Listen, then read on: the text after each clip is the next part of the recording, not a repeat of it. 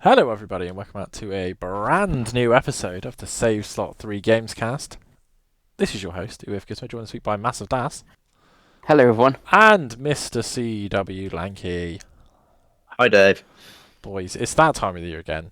We're going to do the Game of the Year awards 4 months later than everyone else did because we actually wanted to wait. Yeah. But before we get to the coveted Save Slot 3 Game Awards, let's talk about the Pengals news. There's 9 items of news this week. Baker's dozen. Number one, Sony are going big on adaptations. Until Dawn movie is coming in April, I believe. There's that. Last of Us Season 2 is coming in April. So that'll be fun for everyone to watch. But also, we're getting Horizon. That's getting a movie now, not a TV series. Helldivers is getting a movie. And Ghost of Tsushima Legends is getting an anime on Crunchyroll. All the stuff for you to enjoy. They just won't let it die. Well, they go again. We just have to have constant Horizon forever, all the time. Yeah, Yes. I mean these video game adaptations are obviously doing incredibly well, aren't they? So I guess that's what's driving it all. I think the Secret Level, whenever I look, like Secret Level is like one of the top watched things on justwatched.com, so that kind of says it all, right? And that's already been Nice. renewed as well. So yeah, I'm Maybe guessing we'll get- Arcane Season 2 probably did massive numbers as well. So So excited for the second Concord episode.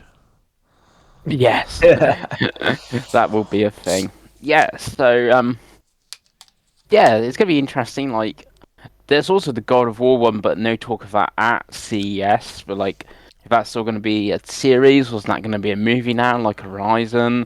And I guess Horizon will be live action, but I don't really know. no, I have so little faith in movies. They should all just be animated series. They seem to have like universally got that right everywhere. Movies always worries me, Pengi. I'll be honest with you. Yeah, that's what Ghost Yeah. of Tsushima is going to be, is anime. Yeah. See that I have faith in. So, Horizon movie, I'd be worried. yes. Personally. Yeah.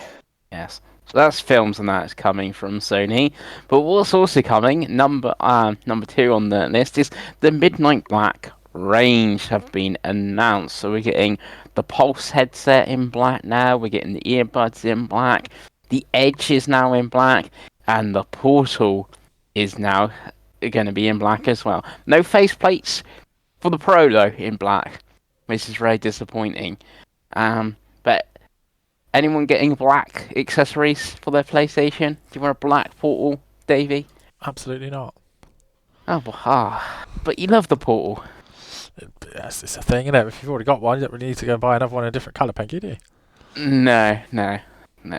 I just all this is already available in black, to be honest with No. Of someone we know, Craig is looking at buying the Edge now that is available in black. So, yeah. you. Love that. Yeah. So that they sold it to one person, and the black Portal does look nice, but like Dave said, I already have a white one. It's not a huge difference. And really, I should have got the anniversary if I was going to get a different color Portal. That would have made much more sense, I guess. Number 3 on the news. Monster Hunter is getting a second beta. This beta will have crossplay and then extra hunts. So it's got the same hunts that was in the last beta.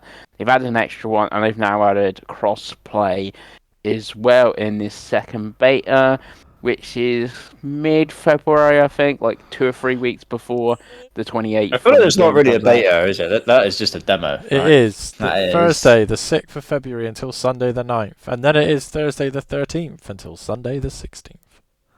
That's the one I was thinking of, the 13th one, in the middle of the month. And if you play it, Craig, you will get a stuffed feline teddy pendant and an OB2 Yes. bonus item pack. hmm There you go. That sounds good. It does. Your character creator does carry over though, so you can make your Nice. character now ready for the main game. Well, did either of you actually play the last beta? No, I might play this No. one, but I didn't play the last one. It just didn't line up with stuff I wanted to do. Yeah. If I'm honest, but yeah, I might give it a go. I still want to pre-order the game. I think so. If I try it and I'm like happy with it, pick a weapon maybe, and then I'll then roll in. It's probably the only game I'm gonna buy anytime soon. So we'll give it a go. Yeah, for me, I guess the second beta now I'm going to be playing it on the Pro. Where obviously the first beta I played on the base PS5, see how much difference that does make. Because people that did, their captures and videos and stuff, a bit like a Digital Foundry, there was improvements on the Pro with Monster Hunter, just because it has an uncapped frame rate. So that extra grunt did make a difference. So see how that actually plays. Number 4, Genki and others at CES shows off lots of Switch 2 accessories. But since I read this news, they've now put a statement out saying these accessories are for a speculated Switch 2. Bit silly, These people are going to Nintendo jail, aren't they? Yeah, so someone's had a cease and desist. They're going to be in with Jeff Grubb. It's one of those, right? So like to make this the bigger conversation, there is now a hilarious amount of leaks and speculation for this fucking product that's clearly supposed to have been announced by now, hence why people have made peripherals for it. I just wonder what the holdup is. Like I've been going back and listening to our older podcast. We actually had an episode about the Switch 2 in 2023. And in that episode, me and Craig both say like, "Oh yeah, it probably will come like start of 24," and then it's pretty hilarious to think that all we know is that there is one and that it will get announced before the end of March. At this point, like surely in the next 2-3 weeks, there's got to be a. But do you think it's before the Xbox show? Because that was going to be like one of my like prediction things: is do we get Xbox before Nintendo? So we know we're getting Xbox now, don't we? Yeah, so that's 13 days time. Before that. No, they'd give more notice because I know they wouldn't give more notice. I feel like they would for this though. Surely, I know normally they're just like, right, it's tomorrow, but like, surely this is such a big one that they'd want to like. What was the run into the Switch reveal, Pengi? Was it 2 days? So they had the trailer, which they just dropped, where the man's playing Breath of the Wild, and then you have the woman. But did they pre-announce that trailer, or did they just literally drop? No, they just literally like dropped it, and then. And then they did the EA figure, just drop it on Twitter one day. Well, that's what they did. They dropped the trailer, basically like, here's the Switch reveal, which was a minute 30 trailer, and then I think at the end of the trailer was like, an actual presentation is next week.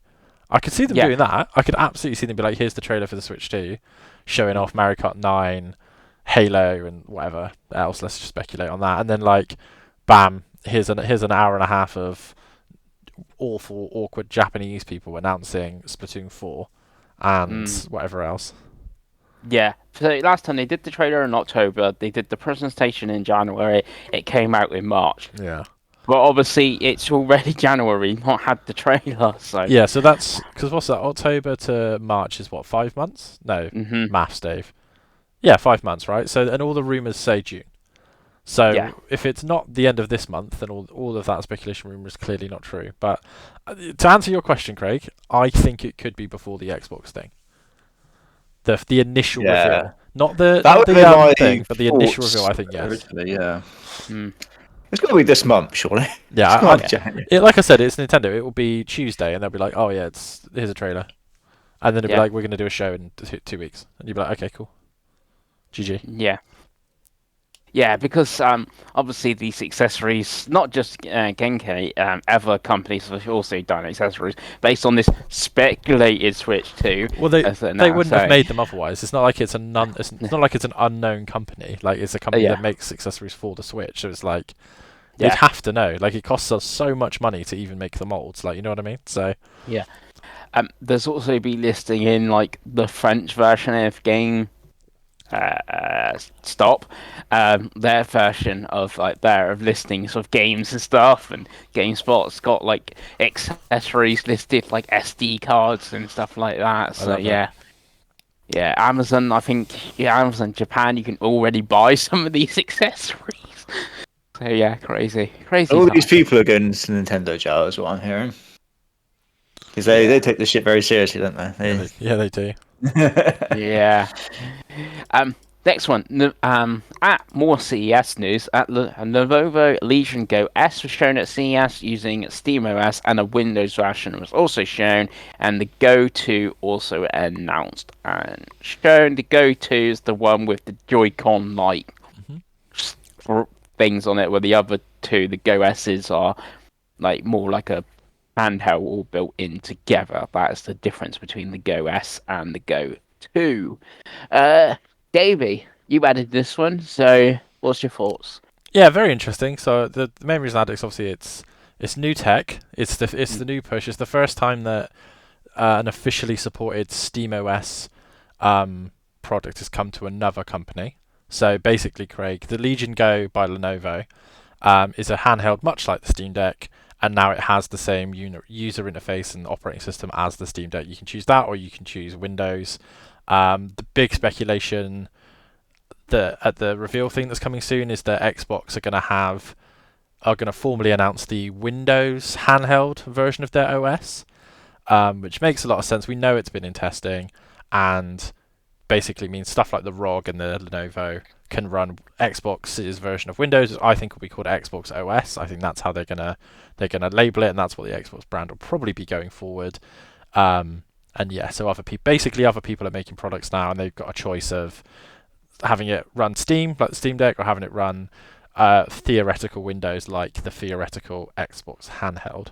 So it's very exciting. The Go S, I watched Linus Tech Tips thing about it, and I think it's $500. It's slightly more powerful than the Steam Deck, but doesn't have quite as good a battery. But it looks like a good entry point for both. Like if you were to turn around and say, hey, I wanted an Xbox handheld, the Windows version of it looks like a good entry point. It's not the like silly £800 that a lot of the other ones are, including the Go 2. But yeah, it's very interesting. It seems to be the new battleground. I think Acer announced some hilariously big ones as well that look quite bad. But basically every laptop company is now making handheld PCs. But yeah, it was the SteamOS was kind of the interesting story, because it's the first time Valve they've done it. have also said it's coming to other products and Yes. stuff. Yeah, so it's like that speculated Steam console and stuff. And yes, it does seem like Steam, Valve and Xbox are both going quite similar. Like, it's Steam everywhere, it's Xbox everywhere. Here's the devices. Just Xbox obviously has more devices because they have their own console. Yeah. And to segue into number 7 here, like, they have cloud gaming on TVs, and it's coming to the LG TVs as well. So it's like they already have a app on your TV, where obviously Valve don't have that. So that's Xbox's. And I think Xbox, obviously a brand, more people would know the name. Yes. If I went into so. the street and it's like, oh yeah, Valve or Xbox, they'd be like, Valve? That's something you turn. Where like Xbox, I think There's no way the average person knows what a Valve is anymore. These little Gen Alphas or whatever, they ain't got a clue, Pengi. They've never seen a water tap in their lives. Okay, yeah. But you know what I mean. So Yeah. I think Xbox does have the like advantage of, I say, being on more things, but obviously PCs and stuff, and Steam, and you know what PC gamers like. If it's, Alan Wake 2 is still dead to PC gamers because it's not on Steam, it's only on Epic and stuff, and it's literally one different launcher. But yeah, I'm guessing the battleground here is them trying to get them into their ecosystem as opposed to Steam or vice versa. Yeah, I'm assuming that's what this whole thing is about, so that they can take a bit of the pie when people buy whatever. If they're buying Warhammer on Steam, obviously Steam take a percentage. If they buy it on Xbox, they take a percentage, right? Yeah. I'm assuming that's what's happening. I think the biggest worry for Microsoft is that obviously SteamOS is so much better than Linux has ever been, that I think they're a little bit worried that people are going to turn around and go, well, actually my gaming PC, we're going to run SteamOS, we're not going to run Windows, because Windows is particularly bad at the moment for stuff like HDR and certain like allocations of memory and stuff like this. There's a lot of complaints about the way Windows 11 is right now, so I kind of feel like Microsoft's bread and butter is Windows and Microsoft Office, right? So I kind of feel like they're a little bit like, well, fucking hell, like Google are eating into the Office money at the moment, and now we got a basically free to release Linux distribution threatening our battleground that is Windows. So I think they kind of want to lock down, because PC handhelds are really only one step away from PC laptops at that point, right? So like, if you're a gamer, you're going to buy the gamer-centric OS, aren't you? Like, you just want most things to work and to work the best. So if suddenly SteamOS is available for free, it's really well optimized and all this kind of stuff for gaming, like the people that we know that PC game, that's what they're going to use. They'll dual boot, right? But like, most people aren't doing their taxes on their PCs anymore. So like, if you've got a PC, you game on your PC, right? So yeah, it's really interesting. I think the handheld stuff's really interesting. We've talked about it quite a lot. We actually did an episode, I think about a year and a half ago, when the Logitech G came out, and we were talking about the cloud handhelds and kind of what we wanted. And obviously, as you guys have used so much of the portal, like a lot more actually, like if you think to specifically Craig as well, like, who didn't really play much Switch, to think that you've played so much Portal and it's like an everyday thing for you, that the battleground is really open for these like handheld devices now. So I think it is fascinating. The only thing I can think is there is like you say, everyone's doing these new handhelds. There's rumored like Sony want to do a proper handheld again because the Portal was really successful, but they are really successful in like its own little bubble. Like the Portal's done about 2 million, the Steam Deck's done like 5 million and stuff, like, which is good numbers, but it's like if there's not enough of the pie to go around. Yeah, for that's what I'm saying. Yes, I think go on. So it's like if you added the Steam Deck and the Portal together, that's 7 million. How many are ROG allies? So let's say there's 10 million handheld. So that's a small chunk. So if like Microsoft's going to take 10% of that, that's only 1 million, and 1 million is still like a lot. Unless they're hoping to tap into the Switch pie and stuff. Where the Switch is 120 million or 40 million or something, and like, I'm not going to get a Switch 2 because they can't play Elden Ring. Right, they can't play. If you don't have Pokemon, you've got no chance. Well, this is what I was going to say. Like, I think investors are sat looking at the Switch, and they're going, 156 million? Because you got to remember that this all happened with cloud as well. Everyone jumped on the cloud bandwagon, and that turned out to be less than 1 million. And VR was the same. You know what I mean? Like, there was lots of VR headsets. So I just think they're afraid of missing out. So if, let's say hypothetically, PlayStation bring out the PSP 3, and it's commercially available in normal shops, you go and you buy it, and it sells 70 million. Not a crazy number. The PSP did 86. The DSs have done over 100. Like, if they did 70, and say Xbox didn't, all of a sudden you've got big investments going, hang on a minute, the console gaming market's starting to slow down for us. Why haven't we jumped on this next big thing? And I think that's what it is. And we don't know the other side, because like I said to you, it's gaming laptops. Like, is the handheld stuff eating into gaming laptops, whereas before everyone would buy a gaming laptop? Well, and I say everyone, like the 10 million, like you said, the 10 million players that do it are buying a £1,000 gaming laptop, and now they're buying a £400 Steam Deck. I just think it's purely a gamble that they don't want to miss out, because like I said, it's one of those, if especially someone like Microsoft right now, because they are taking such a beating on their own consoles, that it's like if they were to miss this as well, because I would imagine, just to say it out loud, I think if PlayStation do it well, that will be what is the best one, because more people buy PlayStations for gaming than they buy Xboxes or even really PCs, I think. So if PlayStation come out and do an amazing handheld that you can play your PS5 games on, that thing will do, 25% of what the PS5 will do, and that's still, 20 million? So it's like, I think that's pretty successful, really, for what the cost will be. But yeah, because it is fascinating, because it's just one of those things, isn't it? Like, we really are at the beginning of an attempt, for want of a better phrase, like an attempt to do this new market. Because if it works, it's big. If it doesn't, it just goes the way of set-top boxes and cloud gaming, right? So yeah, on cloud gaming, GeForce Now is coming to Steam Deck. So they had a trailer of this, and they showed Cyberpunk, and it's 4K glory playing on Steam Deck because they were using the cloud for it. So I guess this is also really good for any games that aren't Steam Deck compatible, or further into the future, you can still obviously play them on your Steam Deck via the cloud. I guess would that be something you would do, Dave. Like we've played cloud gaming and stuff like that, sort of thing. Yeah, I don't really know very much about NVIDIA GeForce now, which is funny because I feel like we should, because we, like I said, we did dip our toes in, didn't we, for cloud? But I've never had a massive want or need to play PC games at better than I have, if that makes sense. So I don't know. It's interesting because I think it's just another way.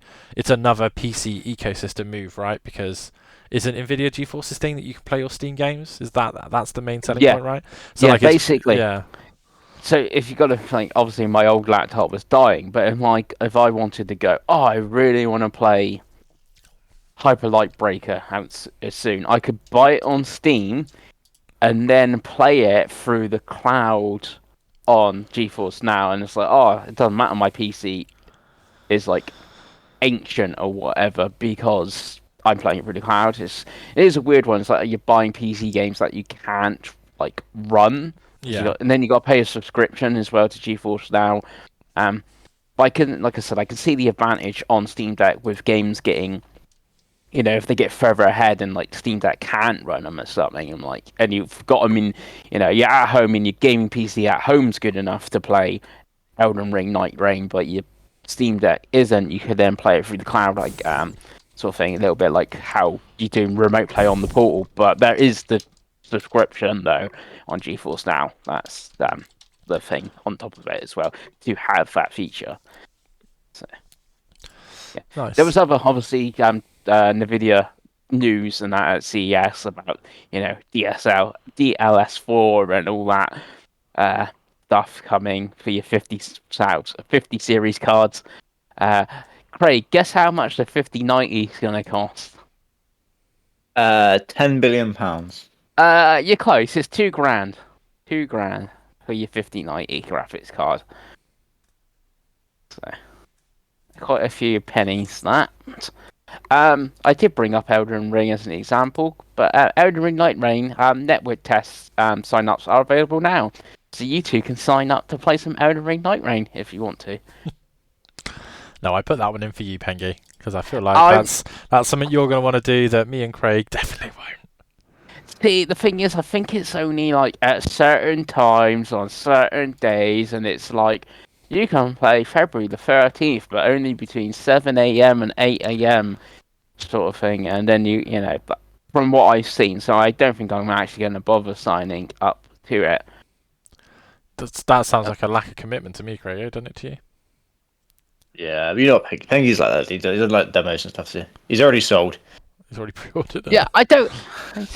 Yeah, but it's like, oh, like at least with the Monster Hunter, it's just like 3 days constant. It's like, no, you got to sign off and play at certain times for only an hour or something. I don't know. It's not good. How much faith do you have in this, Pengos? Are you? Oh, I have a lot of faith after playing Elden Ring.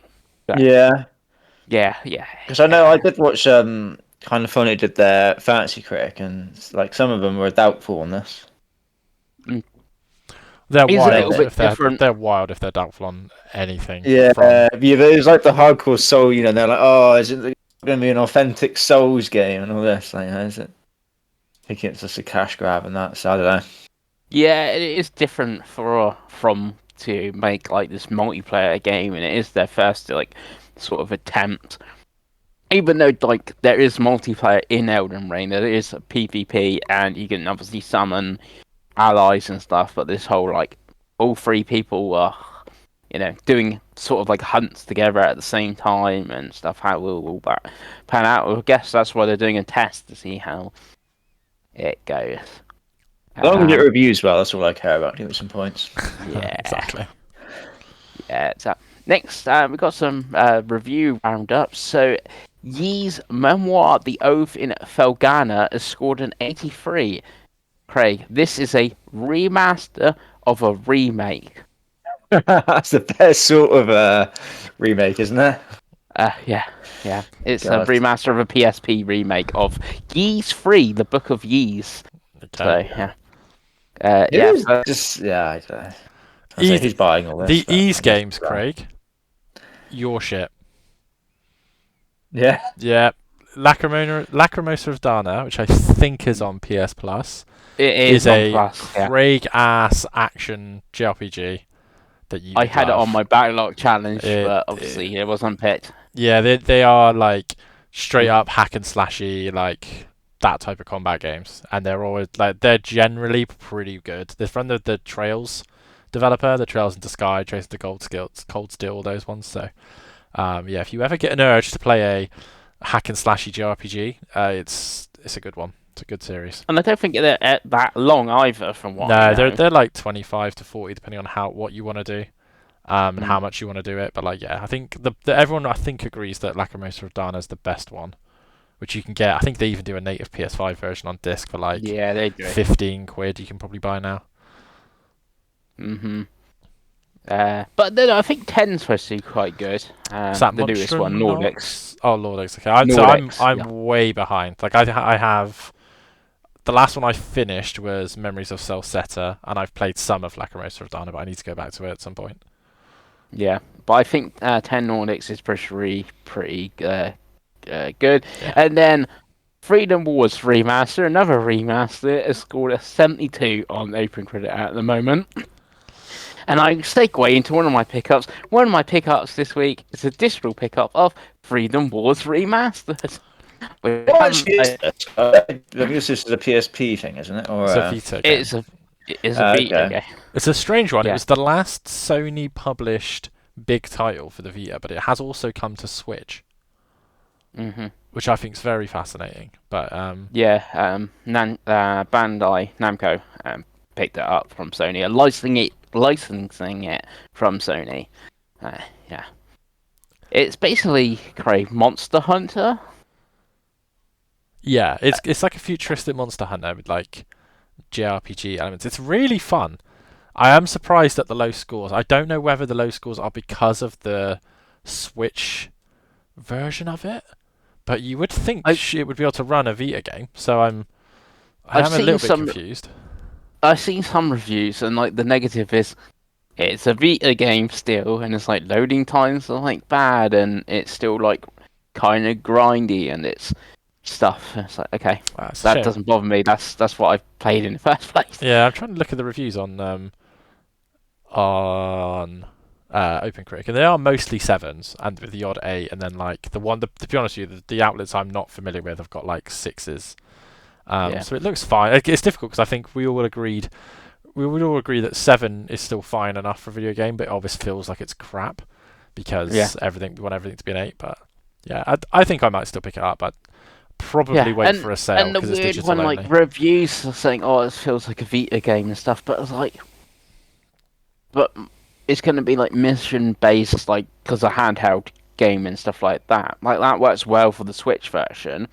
And that's how like Monster Hunter works. You go into the mission, it takes like 20 minutes, and then you can like jump out and not do any more missions and stuff. I know the loading thing, so that seems like a weird negative. But you know, I liked it on Vita and stuff like that. So yeah, I think inherently, if you're reviewing something and it's only on a handheld, you're probably going to look past a lot of things, right? Yeah, because it's on. And give it a lot more slack. Whereas if it's now on like PlayStations and whatever, yeah, like I'm expecting a full release. Like, I imagine that's probably why it's.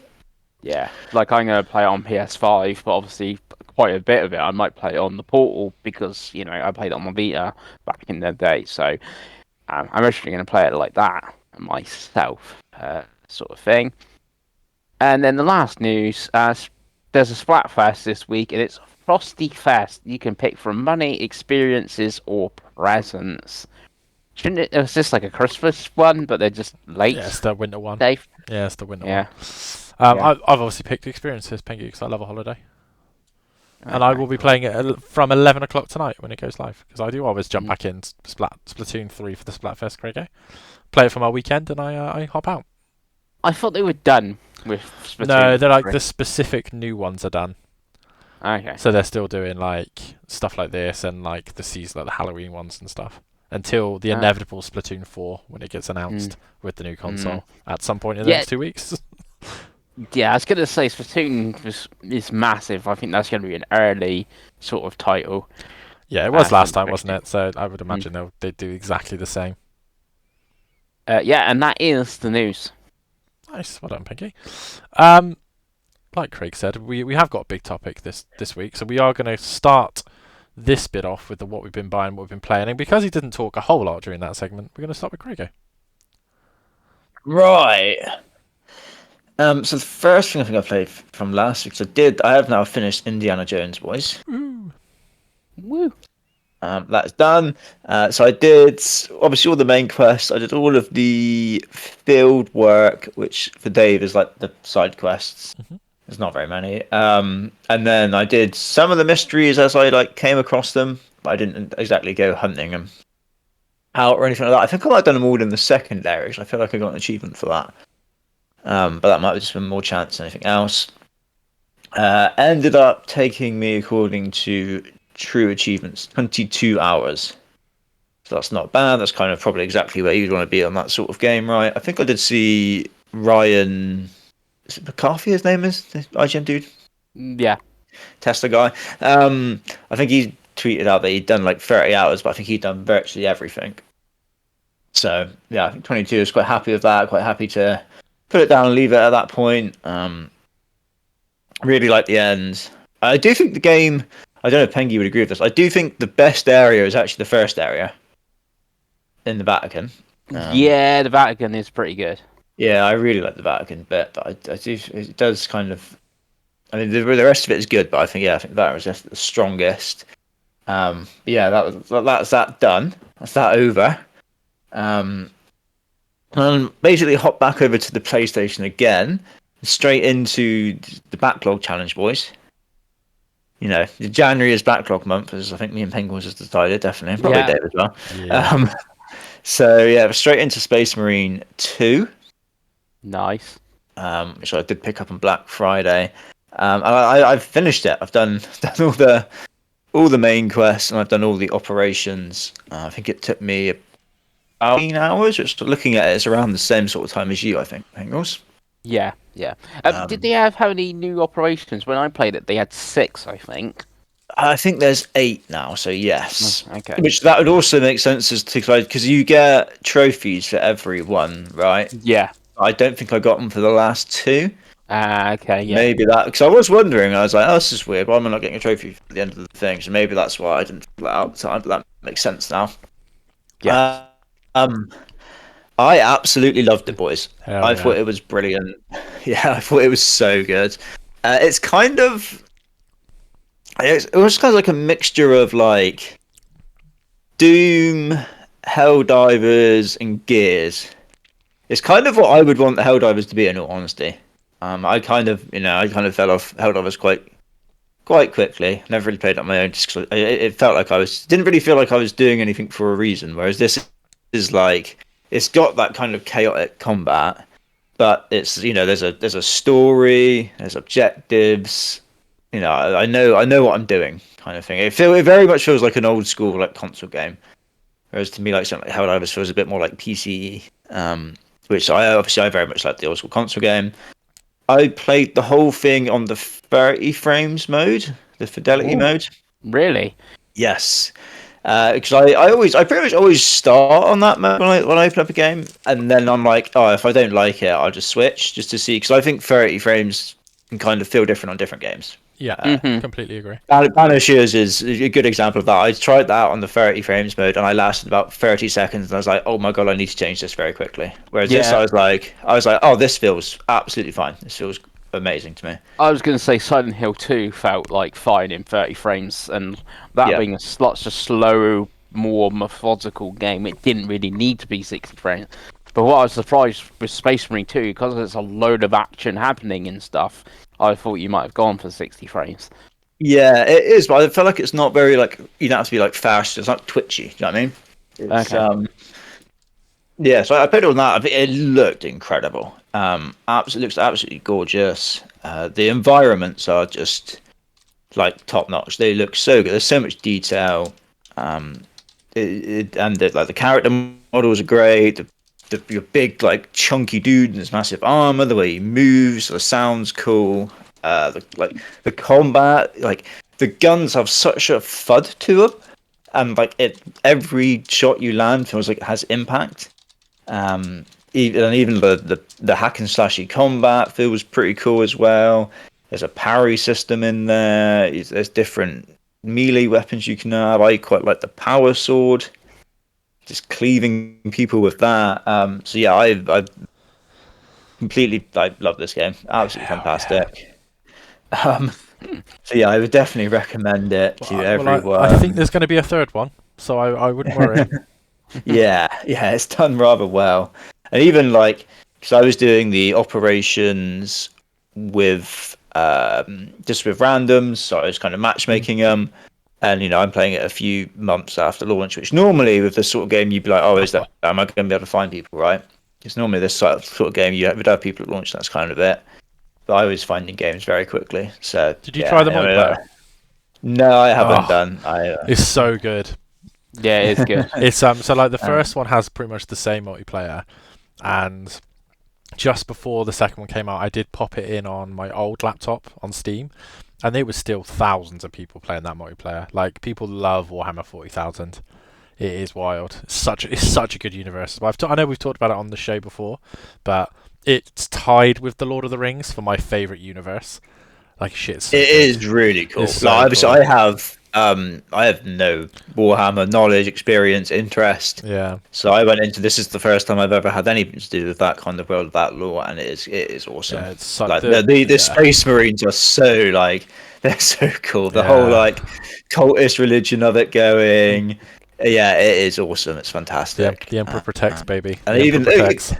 Yeah, even like the story's kind of there and it's going along, but it does do like the Gears of War thing where you start off and you've got your team of guys, and at the start I just these are just some meathead guys, aren't they? Like, I don't give a shit about these, and then by the end you're like, I think these guys are my brothers. Like it does the Gears thing. You're like, oh no, they're the boys. I love them. So good.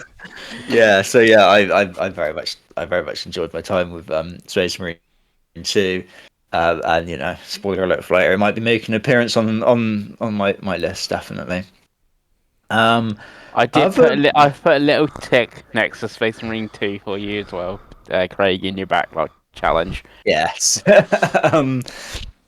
Other than that, I played a tiny bit more Metaphor ReFantasio. I've now done the main dungeon in the 4th area, which I kind of like mainline straight through. Mainly just because it was the easy of all the quests I had of dungeon. It was the easiest one I had available. So I've done that. Got another new character for my party, and I've got to a bit of a point where I need to focus a bit, and that's kind of put me off for a little while because I've gone to like a side dungeon. I think I tried it once, and it was quite difficult. And I was like, I probably need to not be playing this in the portal in bed to do this. I need to actually sit up and figure out what I'm doing here, because I don't know if I'm a little bit under leveled for this dungeon or something like that, maybe. So yeah, I need to get through this dungeon, because I've got a save where I'm at the door for the dungeon, but I do have a save where I could probably go back and try and do that. I think there's an arena in the game where I could maybe level up, but I kind of I'm hard headed. I don't want to.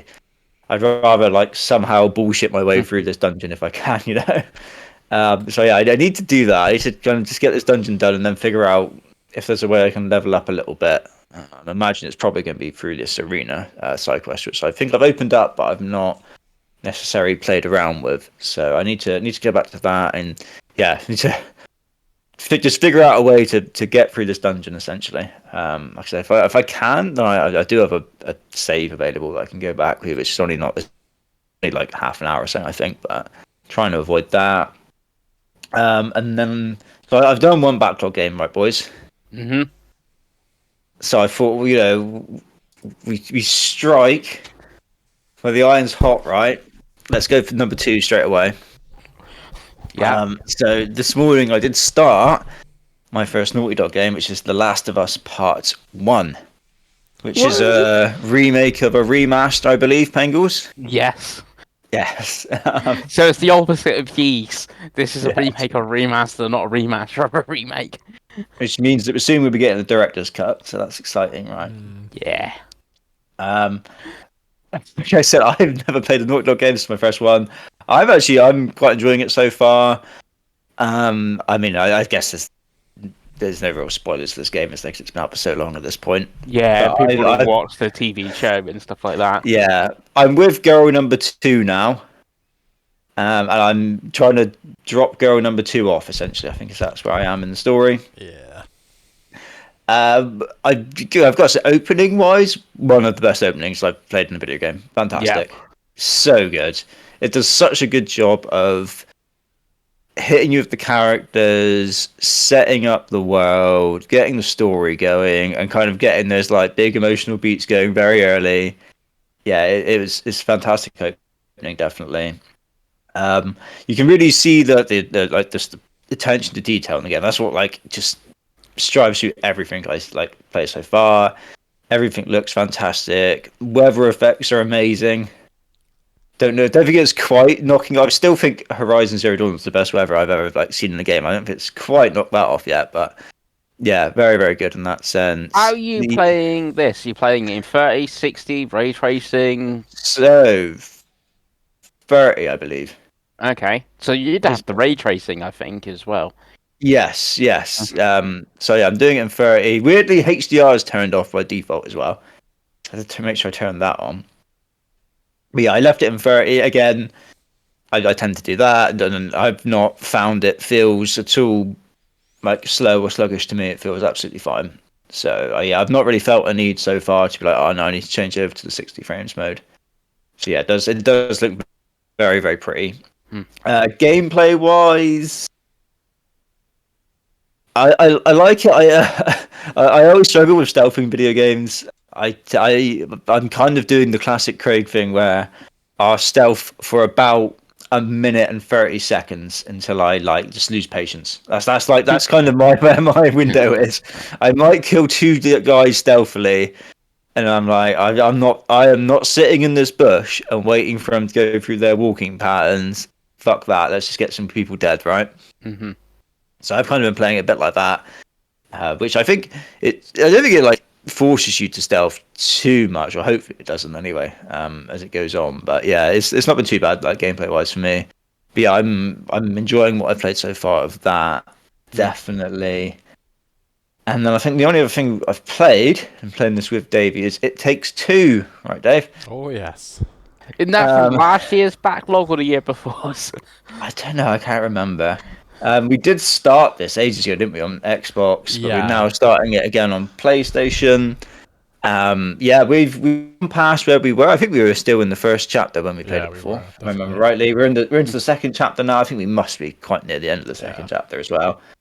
But yeah, I'm really enjoying that. It's a very good, very well made game. It runs incredibly well, as I guess you'd expect it to, because it is. I guess it would probably scare us if we could figure out how old it is at this point.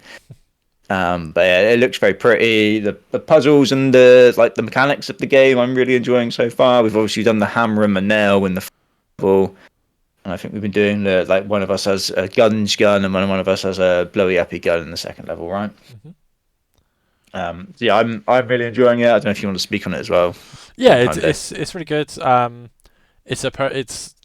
It's funny because obviously it's such a co-op game, and obviously that's what it's built for. So it works really well. I'm enjoying it quite a lot. I still at the moment prefer what's the other one called, Craig? It's completely A Way Out a lot. I just think it's a bit more up our alley.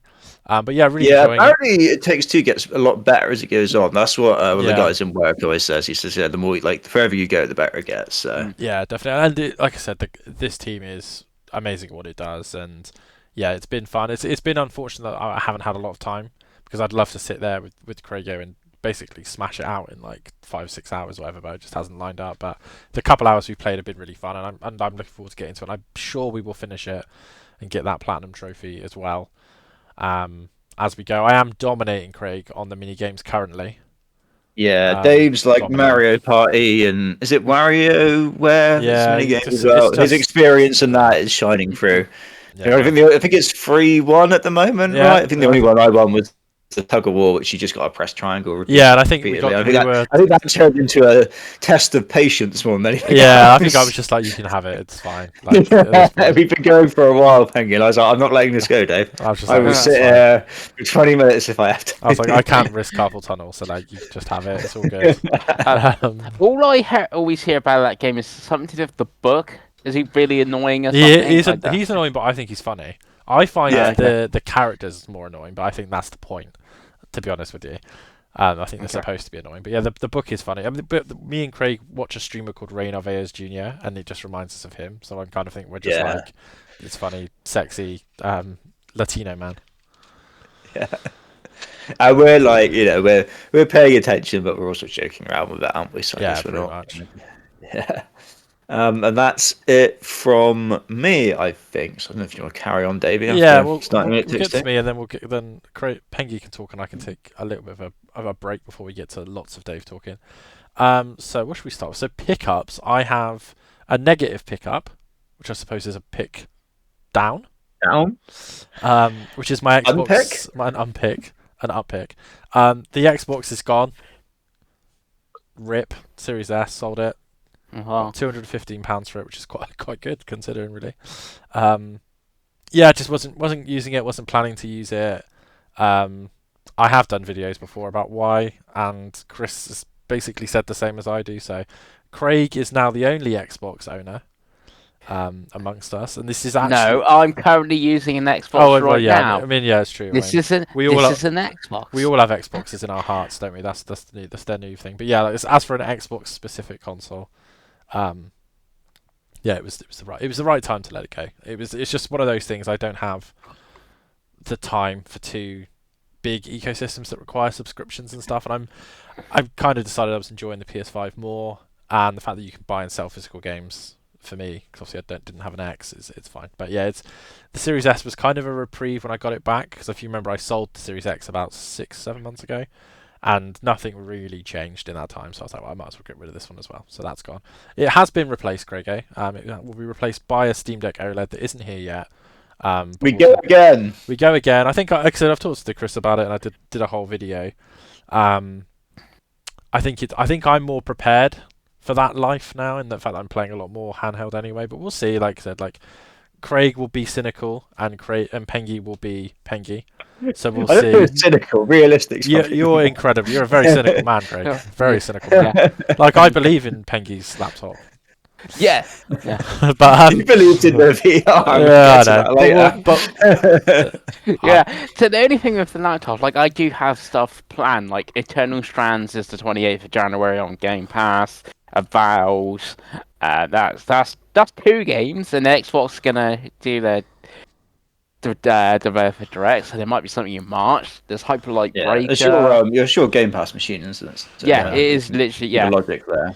Whereas I'd rather just buy Gears E-Day on PlayStation 5 on disc, finish it, and sell it at that point. That's what I will do for that, but Valve hasn't been confirmed for PlayStation. But so it will and be. Internal Strands, it will be.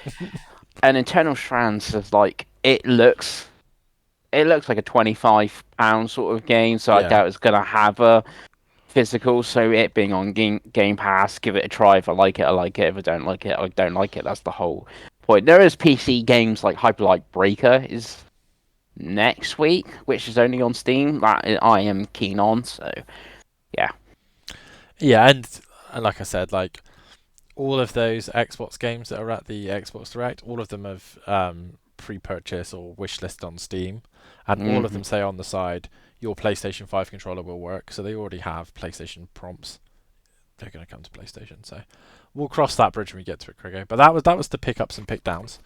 As for what I've played, so what should we start with? So I finished Sonic Generations and Shadow Generations on the PS5. It's an interesting one because I enjoyed it quite a lot, but I did feel very much like some of this has aged now. Sonic Generations, the classic Sonic stuff, is infuriatingly awkward if you're not a patient person, because it takes a little while to get up to speed, and you just get hit by fucking shit from everywhere, Craig. But again, it came out in 2011, so whatever. And then Shadow Generations, I thought was okay. Why don't they just make a new Sonic game that's, more than a good day? Well, they try, but it's I might be interested at that the point. the problem with Sonic. Okay, and this is something that I don't think people want to hear. The problem with Sonic is the gimmick is that you move fast. And as a game developer, making a platformer where you move fast must be the most difficult thing in the world, because you kind of have to be loose by the nature of running fast, right? So you either do a chaotic running thing, or you're like everything's like scripted. Because when people are like, oh, like when people are going on about how great Sonic Generations is, it's mostly the scripted stuff. It was the same with Sonic Unleashed, and it's fun. It's fun to hold right and jump every now and then, right? But like, there's only kind of so much you can do with Sonic, I think, unfortunately. Again, I love Sonic. I've played almost every game. But I'm like, I personally love the adventure games, but I'm not going to sit here and tell you they're not janky as fuck. Like, you know what I mean? So, we'll see. We'll see what they do. I mean, like I said, Sonic Frontiers and Sonic Superstars were two very different games and very different audiences. Neither of them, I think Frontiers actually did quite well, but Superstars did terribly, so it's kind of like, I don't know. I don't know what they do next. As for Shadow Generations, a lot more modern. Was a pretty fun experience. It's weird that the hub world ran as badly as it does on PS5. Like there is like frame hitching and it like doesn't look that great. And I was a bit confused. Like I didn't know if there was like modes or whatever. I was a bit like, oh, okay, this is a PS5 by the way, and I'm like, it's a Sonic game. So a bit confused by that, but it was fine. It's one of those like I think when the person that bought it for Christmas bought it for me on sale. It's one of those that if you see for 15-20, I would recommend. It's a good package. It's 2 games. It took me about 11 hours to finish. Like, fair enough. Like, it's a good platformer for what that cost is, you know.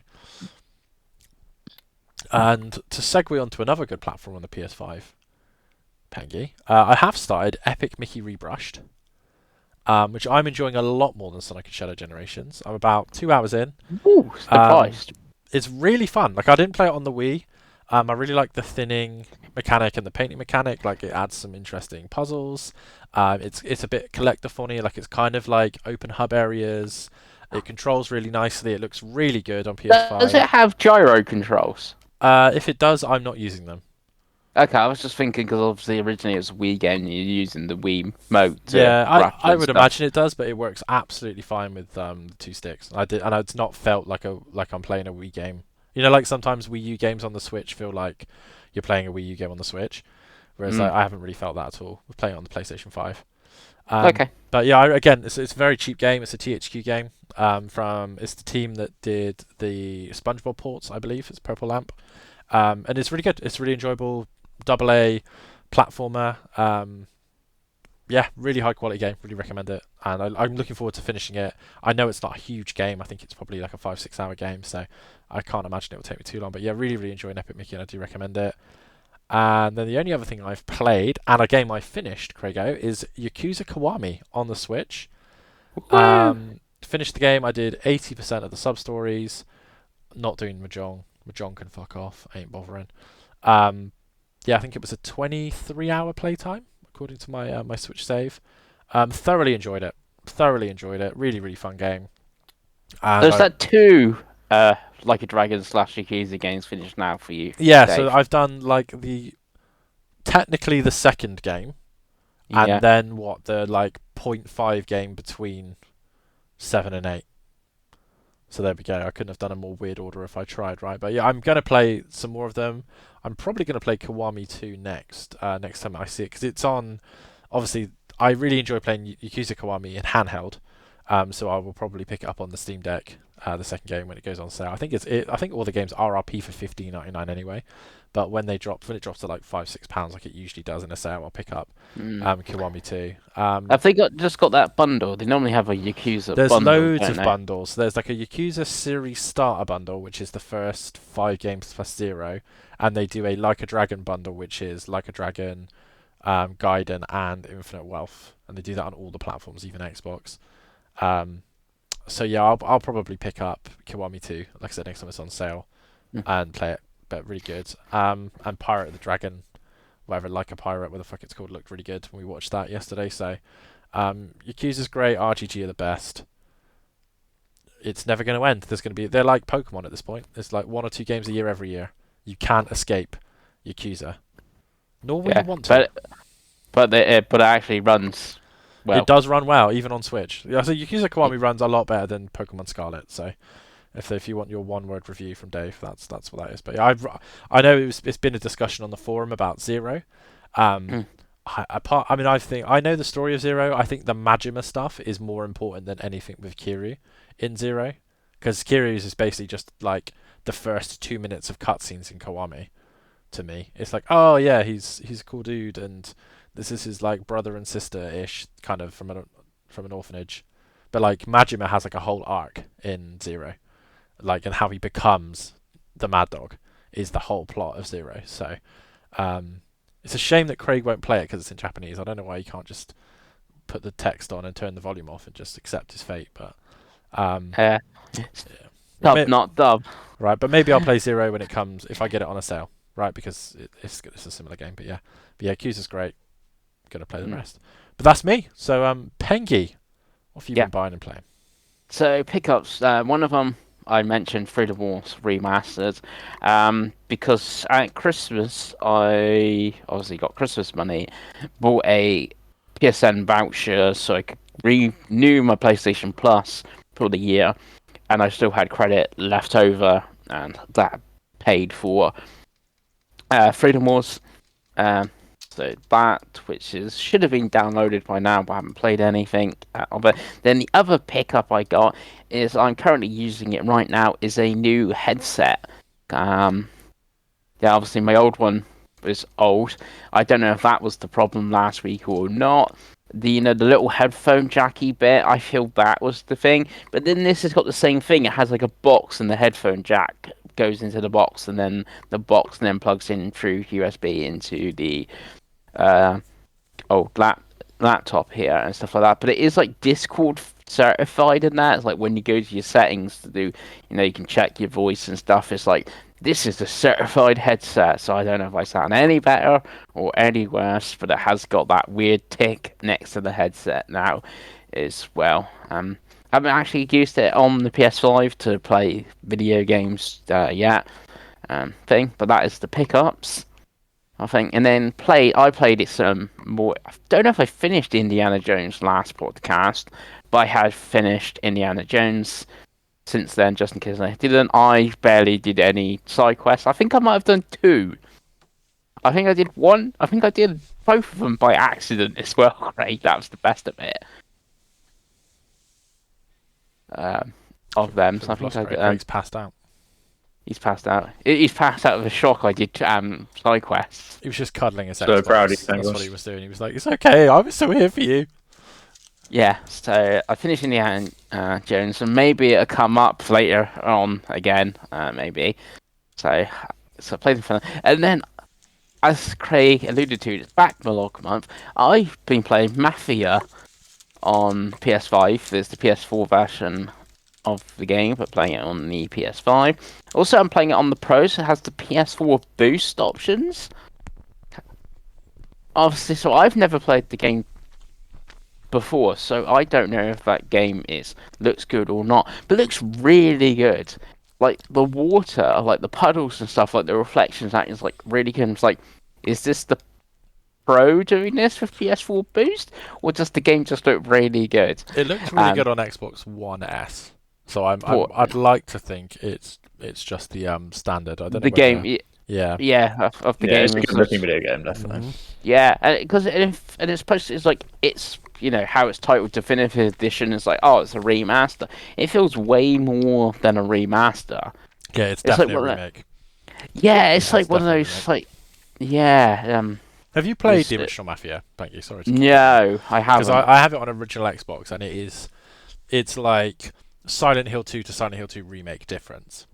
Yeah. Like, it's not the same game at all, other than like the story and where it goes. Whereas like the second and third games are literally just remasters in that collection, because it was a trilogy box, if you remember correctly.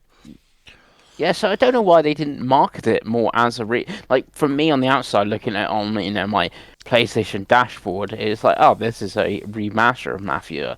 Like, I know it did well, hence why we're getting the old country and stuff. It's like, yeah, I really enjoyed it. Hell yeah. Especially going over after Indiana Jones, like that's set in the 1930s and this is 1930s. Like, it's like, oh yeah, kind of the same sort of vibes. But yeah, I really enjoyed that. So I played, finished that, and then the only other thing I played briefly, because Dave sent me an invite, was Steam or Valve, I should say, Valve's Deadlock. So I played some Deadlock, which is a MOBA. Basically, it's a third-person hero shooter MOBA, where you have the lanes and you have to destroy stuff in the lanes, and then you can move to the enemy's base and then destroy the big bad or thing at the end of their base. I played a couple of games. I just I didn't really get it. I know you're gonna try playing it with me, Dave, when you get your Steam Deck or whatever sort of thing. It was like, yeah. I was like, I've played Heroes of the Storm. I think I enjoyed that more of the MOBA sort of title. And if I want a hero shooter, I've got Marvel Rivals, which I've not really played that much of. It's like I have two games in genres this is mashing that I think I'd sooner play than this sort of thing. But then it is in like not even early access, it's like pre-early access, so maybe it will get better, and then when it actually does have 1.0, it is actually like a really good game. But yeah, at the moment it's like, nah, not for me. Yeah, I don't think it's for want of a better phrase, I don't think it's casuals ready yet. And I think that'll be my problem with it as well. But yeah, I'm interested to play it more because it does look a lot like a mixture of something like Marvel Heroes mixed with like Smite and a little bit of Monday Night Combat, if you remember that on the 360. That was a very similar game, but just with a different art style. But yeah, it's cool. It's one of those, right? It's Valve, so it's going to get a lot of support and a lot of love before it comes into 1.0. But yes, it's an interesting game. I do look forward to trying it with you. My friend Damon's played over 200 hours, so he will be our guide. And as Craig has played with Damon before, he'll know exactly how that's going to go. But he will tell you. Yeah, he'll in great detail. He'll tell you in great detail of what you need to be doing. But everything you're doing wrong. Yeah, especially when we point out that we're both going to use controllers. Yeah. Over mouse and keyboard, because I ain't about that life. Shit. The thing is with again, because it's like early development, controller works. The Xbox controller does work on it, but it's like press space to jump. And it's like I'm playing with a controller. Yeah, it's like, oh yeah, it's actually A is and sort of thing. It's like, what is space on the controller? Oh, it's A. Okay, and it's like press Q to enter the shop, and like, so what's Q on the controller? Okay, it's the view button on the Xbox controller. Okay, that brings up the shop and stuff. It's like, I was getting like 112 frames a second. Oh, here we go, Craigo. Frames per second talk. Right. This is what you want. Do you have your little bar up in the corner of your screen so you can watch it go up and down? Oh yeah. Tragic. I got my little counter. I don't know if it's like you can go into custom of these settings, but you got to tick a box for that. If you don't tick a box, there's just like a slider, and it's got like on the left is like performance, and on the right is like you're not one of those quality. You're not one of those dumb console players anymore, Craig. Pengi, you can step into the real settings now. You haven't got to be like Craig, picking between two options. You want to know if you want VSync and anti-aliasing. Come on. and quality. There's basically one where like if your PC's rubbish, it's one end. If your PC's great, the other.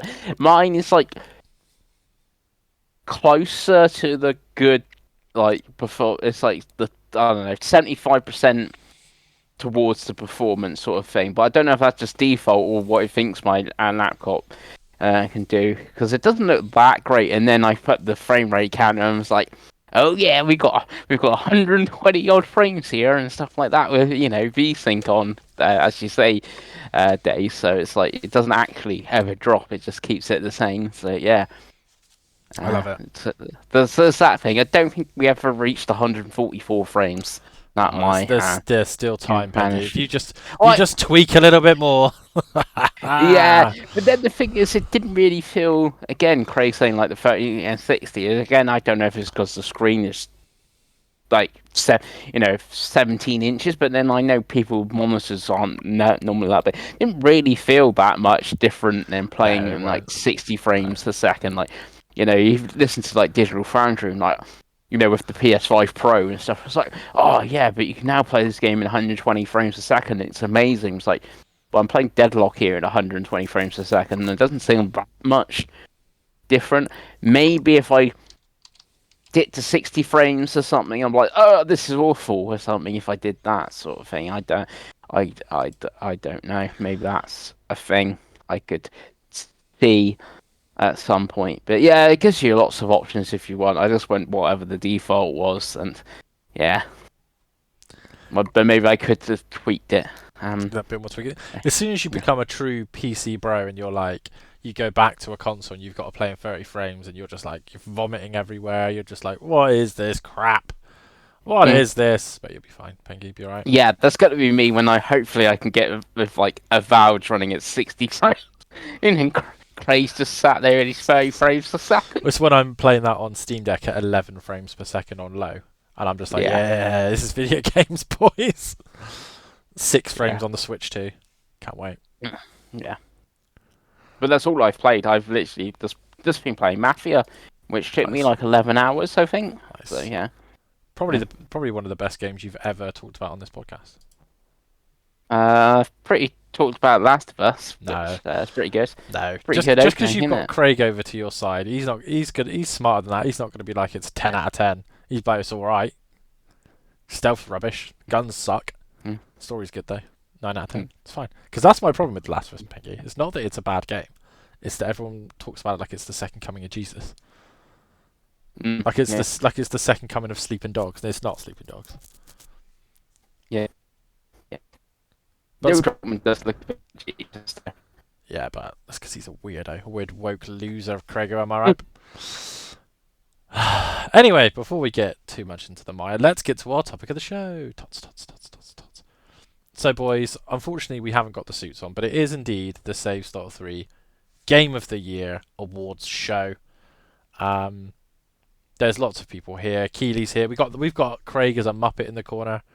I was about to say, have we got Muppets? That's the main thing, right? That's what you need for a Game of the Year show. It's me, Kermit the Frog, and I think Craig's done great this year. Yay! So there we go. That was Kermit the Frog. He was, yes. So let's go. Have we got any celebrities making any appearances? Chris Pengelly actually is the celebrity appearance. Yes. Okay. Well yeah, known. I tried to get. Who do I try to get? I tried to get Chris Martin. Kojima. Yeah. Chris Martin, as in the Bristol Rovers forward. No, as in Coldplay. Oh, okay. Yeah, it's not as important. Yeah, I know someone that knows him, so I couldn't got him. Unavailable. I tried to get Tyler Bauer, but there isn't a animated. It's like, that's not how you say my surname. Right. So I'm not there's not a Buer or whatever. There's not an animated Souls like award yet. So next year we'll get a little trophy made up that looks like him that Pengels can give out. But let's start with the first award we've got here, which is the Chris Pengelly Woke Indie Game of the Year award. So there is a winner. The winner is Dungeons of Hinterberg, but we'll go through what everyone's done. So we'll do my list because it's obviously the longest list. Number 1, Grapple Dogs Cosmic Canines. And that's it. That's the one I've awarded to. The dishonourable mention is Open Roads, but I'm not giving that any points. So that's I love that song there. That's the one game I've played. So there's that. You neither of you have played it because you don't like video games. Open Roads? We've both played Open Roads. No, you haven't played Grapple Dogs. You haven't played Grapple Dogs. Now, I don't appear... Grapple Dogs is actually on something I own now. It's on the PC. There we go, see. I don't appear to have... One of you hasn't sent me Indie Games Award. Which one of you is it? I sent you... Angles, it's a separate thing, isn't it? Oh, yeah, because it's... Just, why don't you just talk through your own indie thing? Yeah, go on, Pengi. Tell us what you got. So, in 5th place was Never. Same as Craig. Neither. Yep. Okay. Oh, we put it in. Both put it in 5th. Okay. Yeah. Number 4 was Snufkin. No, I've got Tales of Kinzera's out there. Snufkin is coming to real consoles soon, so that's something. Wow. Yeah. Number 3 is Thank Goodness You're Here. I got that number 2. Number 2 is Last Time I Saw You. Okay, I don't know what that is. My number 3 was Plucky Squire. Okay. Nice. And then number 1 is Dungeons of Hinterberg.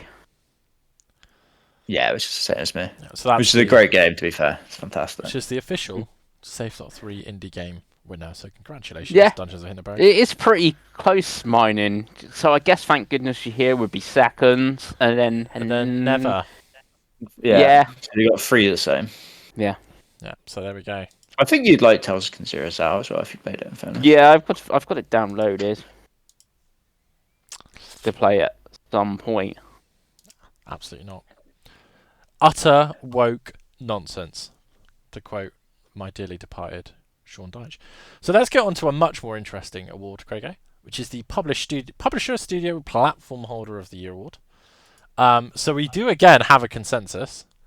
Let me just check if Pengels was part of the consensus, or is he a woke No, I don't think he loser? was. He is a woke loser. So the winner is Sega, who me and Craig put in as numero uno. And unbelievably, me and Craig also have the same number 2, which is Xbox Game Studios. I got them as number 2 as well. Yeah, I think Pengi's was. Oh, did we? Yeah. We all did. Yeah. Oh, yeah, Chris has got it as Microsoft Gaming. There we go, that's why. So the number 3 then is Sony, because Pengels has it as number 1 and Craig has it as number 3. Yep. I obviously don't have them in my top 5 because they didn't have a good year for me. I'm the only one with Nintendo, obviously, I'm guessing, because I'm the only one that likes fun. Yep. I do think Nintendo would make my top 50 this year. You had Ubisoft at 5, so you're just you're trolling because you've actually played. I didn't have Ubisoft at 5. I had Craig's Focus got it. Entertainment. This is confusing the shit out of me right You've now. got to read it out in fairness. I had Ubisoft at basically I couldn't think of anyone else. So I think at number 5. Somehow Ubisoft, not you going had bankrupt. Devolver, All right. You had Devolver was 4. Yeah. Right, so I've got them all in front of each other now. Right, okay, this is a somewhat easier way to do it. Pengi had Team Asobi, Arrowhead, and Focus. I had Sega, Xbox, Nintendo, Riot, and then Team Asobi, because that's why I haven't got Sony, because their only good game was from Team Asobi, so I can really give them credit for both. So there was that. But I think great year for Sega. Persona 3 definitely. Reload, Metaphor, SMT5 Vengeance, Infinite Wealth, Super Monkey Ball, Sonic X Shadows Generation. Pretty good year for a third-party developer, I think. And then I think I only just didn't go for Sega because objectively they had the best year, but I didn't actually play any of their games. I bought all their games, I didn't actually play for them. Did you play Metaphor? Or have you just not? No, I haven't played it yet because I played Mafia, didn't I, and stuff. But I'm off soon, so when I actually have a week off, I will play Metaphor a lot. Yeah, and obviously for me, Yakuza Kiwami coming to Switch as well, so it was a good year for them, I think. Sega's one of those that I think I personally wasn't happy to see them do well, because I like a lot of their franchises, and they're kind of them and Capcom for me they take turns year on year for the Japanese developers having like really good years of like multiple games, because Capcom, this is probably 2024 was probably the least Capcom a year that we've had, but we already know that 2025 is going to have Monster Hunter, probably some more obviously they've got the Capcom collection fighting games coming out as well, like Capcom will have a really good year next year, so it's cool. Xbox is a funny one because I think they actually had quite a good year in terms of the content they put out. I just think the PR was why I could never give them number 1, because they had awful PR all year, Xbox. But the end of the year, I think, like I said, you guys really enjoyed Indiana Jones. Flight Sim obviously isn't for us. Stalker obviously isn't for us. You both really enjoyed Hellblade 2, which is cool. I really enjoyed Age of Mythology. Want to play some more eventually. We played a lot of Call of Duty as well. And we played a lot of Call of Duty Black Ops 6. Yeah, see, I went with Xbox as second because Hellblade, Indie, COD. I played it on PlayStation, but it is an Xbox. Yep, it's an Xbox Game Studio. So I played COD, and obviously like Dungeons of Hinterberg. We really liked that. It was on Game Pass. It's only on Xbox and PC at the moment.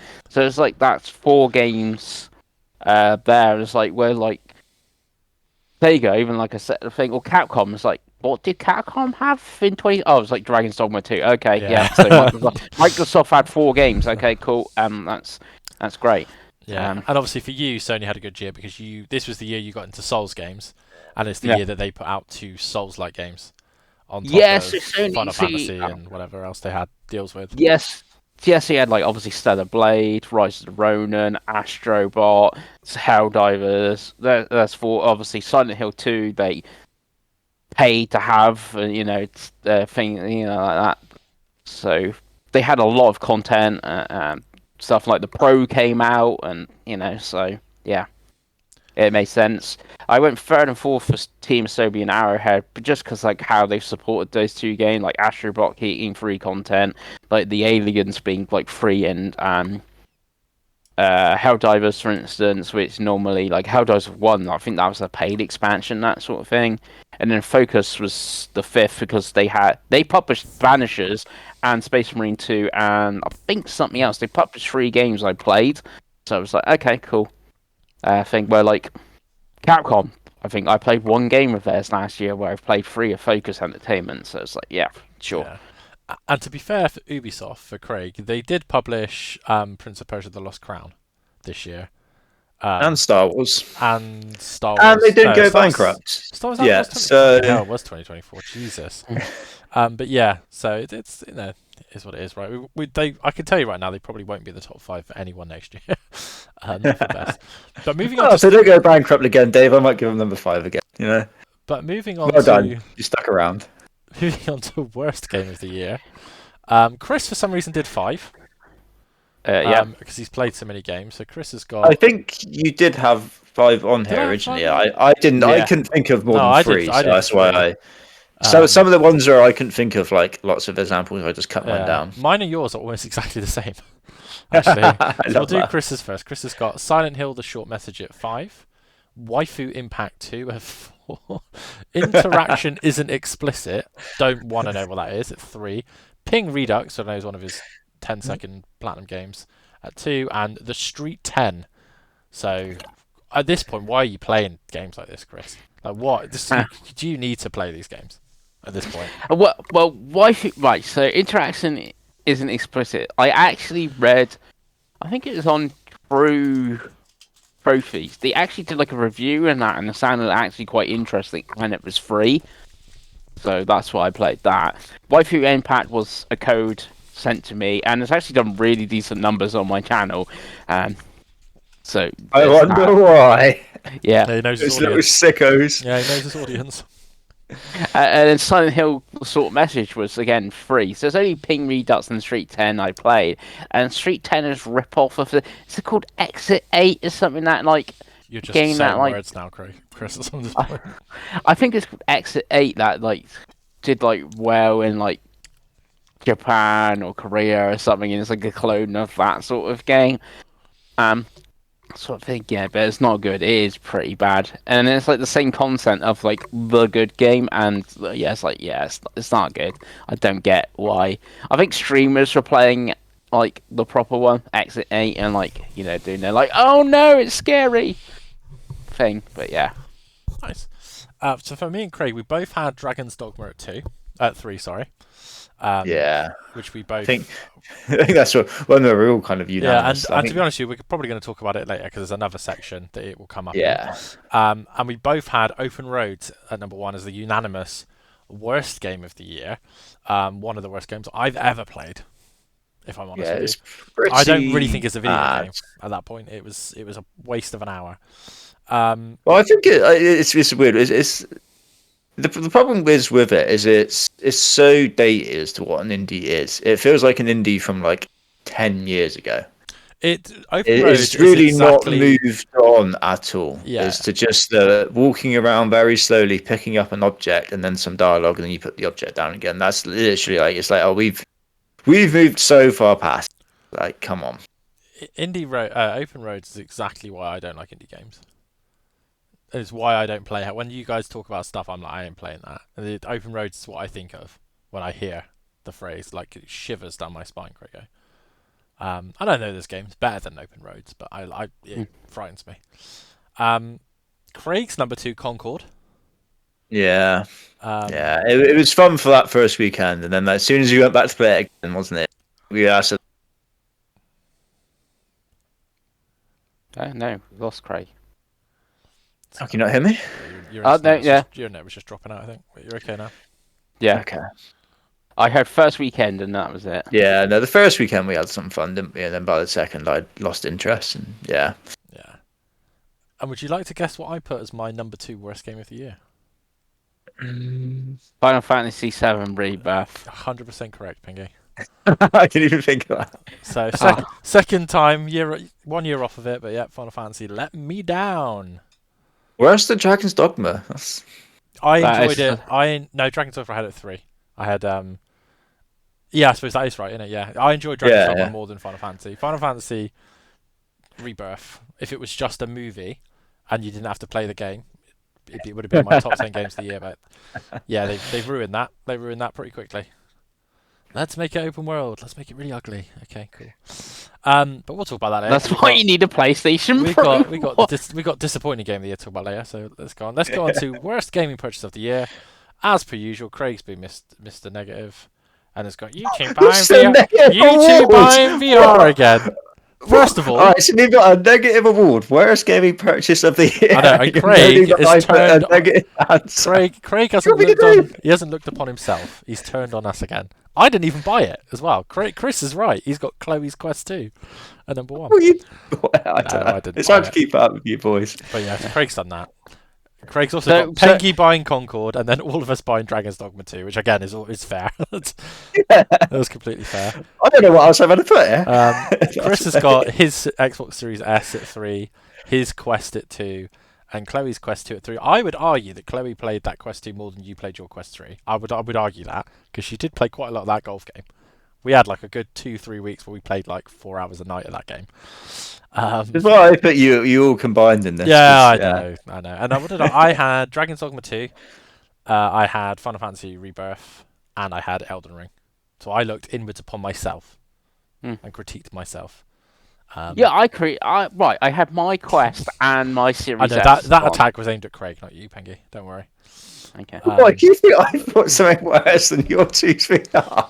Yeah, absolutely. Your continued Game Pass subscription should be on. No, joking. I'll catch you out, Craig. One of these years, I'm going to catch you out.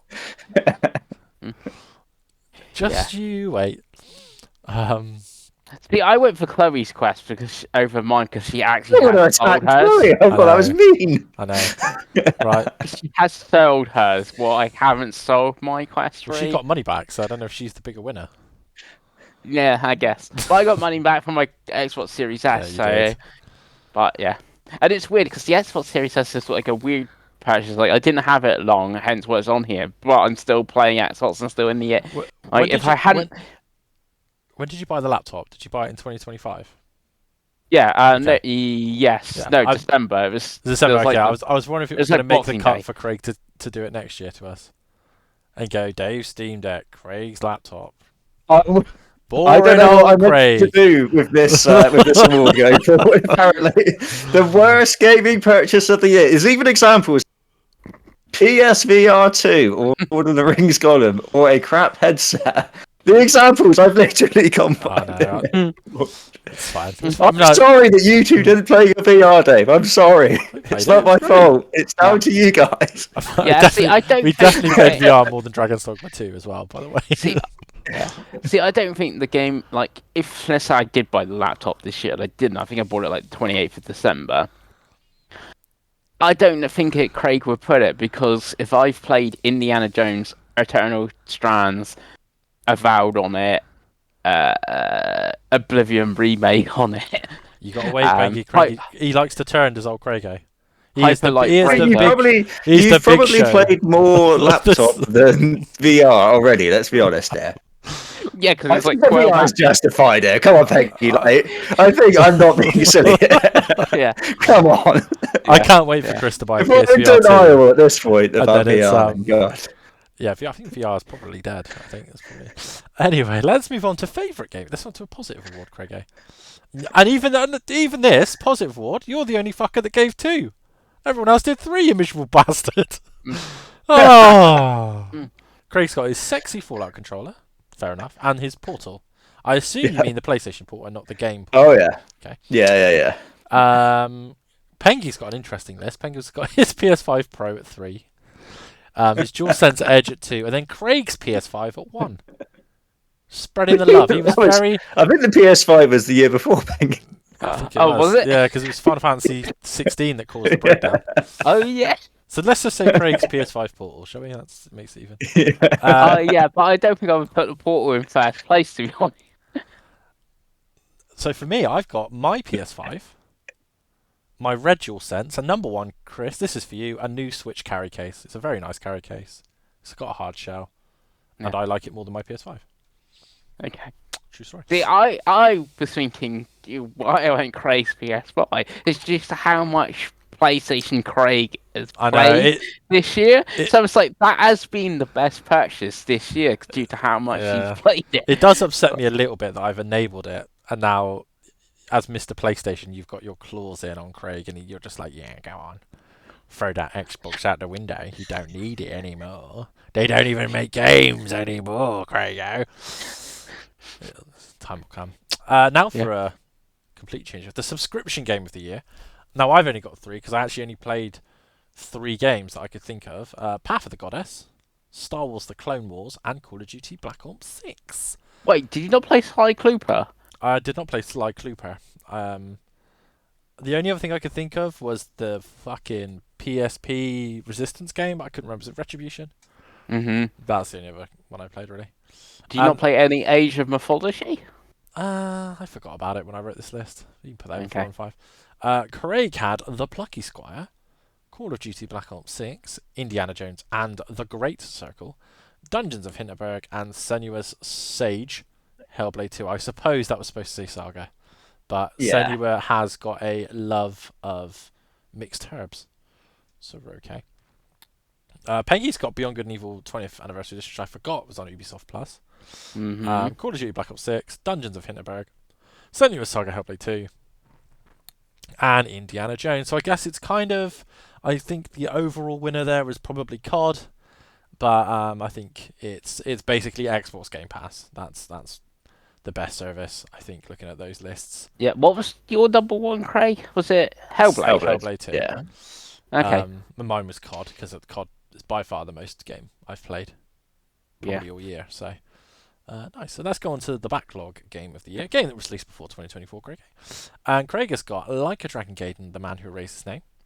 Bramble. Which I think I finished literally at the start of January, Oh, so did you? just about made it. Yeah, Yeah. really good game. I think I finished it in December of the previous year to get it into Game of the Year chat. Bramble the Mountain King, which I have no idea what that is. I don't remember talking about That was one which Pengles recommended, in fairness to them. No, so did I recommend it to Tyler and then Tyler recommended it to you? Maybe. Yeah, But I yeah, think so. it was one I played because it was leaving Game Pass, and it turned out, it's like, oh, this is actually amazing. Yeah, this is great.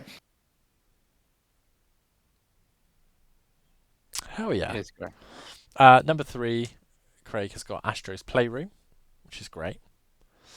Ratchet and Clank 2016 and Ratchet and Clank Rift Apart. Obviously, this is the first year of PlayStation catch-up for Craig, and he has a lot of catching up to do. So I think we'll probably see a similar list next year, being that he's got 5 Uncharted games, 2 Last of Us games, Ghost of Tsushima, 2 Horizon games. Fucking what else is there on there? 2. No, God it's of only War one game. Horizon. Oh, he's obviously going to play the VR game. Okay. Oh, and Burning Shores, I guess, Burning as Shores, well. right? So, but yeah, that's that. Just a Lego Horizon thing, I guess. Oh, There yeah, it I is, forgot yeah, Lego there we go. Horizon. There'll be Yeah, enough. that makes an appearance in a bit, doesn't it? Yeah, that'll be on. I reckon that'll make it onto PS Plus fairly quickly. Oh, I'm not buying it. Fuck. Yeah, I think it'll be. I think it'll be on PS I'm not Plus making fairly that quickly. mistake like Pengi did. Backlog game of the year for Chris Pengelly. Hellblade: Senua's Sacrifice, which is the first one. Monster Hunter World, which you did have a couple of weeks back on, I believe. RE4 Remake. So you finally admitting that game was actually fun and good, then, Chris. Yeah. Of that. Tetris Effect. I assume on MetaQuest. Yes. Yep. And Elden Ring, which has been your revelation of the year. I Yeah. think. Yes. Nice. And again, to show that I am the most different gamer to you two, my backlog, number 5, Pikmin 4, Pokemon Legends Arceus, Halo Infinite, God of War Ragnarok, and Grand Theft Auto 4. Them old games. Nice. Now we're back to the misery. Most disappointing game of the year. We all had Dragon's Dogma.